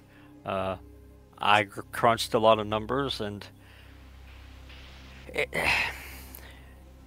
for me personally, it's being a fighter is something that I've always been ever since I started playing role-playing games, tabletop role-playing games. I never dabbled in the magic side of things. It's something that's foreign and unknown to me. So I make a lot of mistakes on the magic side because I have a tendency to just start flipping through spells and be, oh, here, you know. Do you think playing, you know, as a backup player for some of our missing players like Sheppi and Althea kind of motivated you a little, or gave you some? Oh, absolutely, because, you know, I saw whenever, you know, I would be in the front line just wrecking things or getting wrecked more often than not. You know, I saw how useful they really are, and how much of a blessing they really are. Cannot say that enough. So like I did some multi-classing through some stuff on Path Builder, and nothing just fitted the way that I wanted it to fit, without me having to either sacrifice, you know, my fighter stuff or my sorcerer stuff or my druid stuff. So I was just like, hey. So I got on there and rolled up a war priest cleric, and I liked the look of it as far as build-wise goes, I am 1 armor class less than my fighter right now. I'm 1 armor class less than Arthurian, and I have a lot more spells. So, I mean, as far as my main inspiration, absolutely playing with Althea, playing with Sheppi, playing with Agitha, watching the magical side, sort of. I just kind of sort of sat down and was like, hey, everybody else has done magic. I'm the only one outside of Cassandra that hasn't done magic yet. Let me try magic. We'll see what that entails. Who knows? Next you'll be playing a rogue. No, and you'll be skills based. No, I know. Sneaky, Me and sneaky. rogues do not know. I'm not a stealth guy. There's combat, I'm getting in it. And that's just my inner fighter coming out. For playing fighter for 6-7 years now. If there's combat to be had, I'm right in the middle of it, and that's where I want to be. So, but yeah, I mean, it's something a little bit different. I know I kind of threw myself for a loop there whenever I messaged Fritz about, hey, I want to be a war priest cleric. So, yeah, I mean, a little bit of a break from my traditional, but still gives me some frontline, capabilities. I can still wade in there whenever I want to wade in there, and I can cast spells like a madman in between. So, a lot of fun for me. A lot more to learn on the magical side of things. So, y'all be patient with me. I am a noob on magic. I hope you have a fun time with it. I do. Something I am. Pathfinder's all about that variety, man, and trying different things. There's so much to choose from. Thanks, Kyle. We're going to move on to Eric. Do your outro. What'd you think, Eric? What's going on? Good session.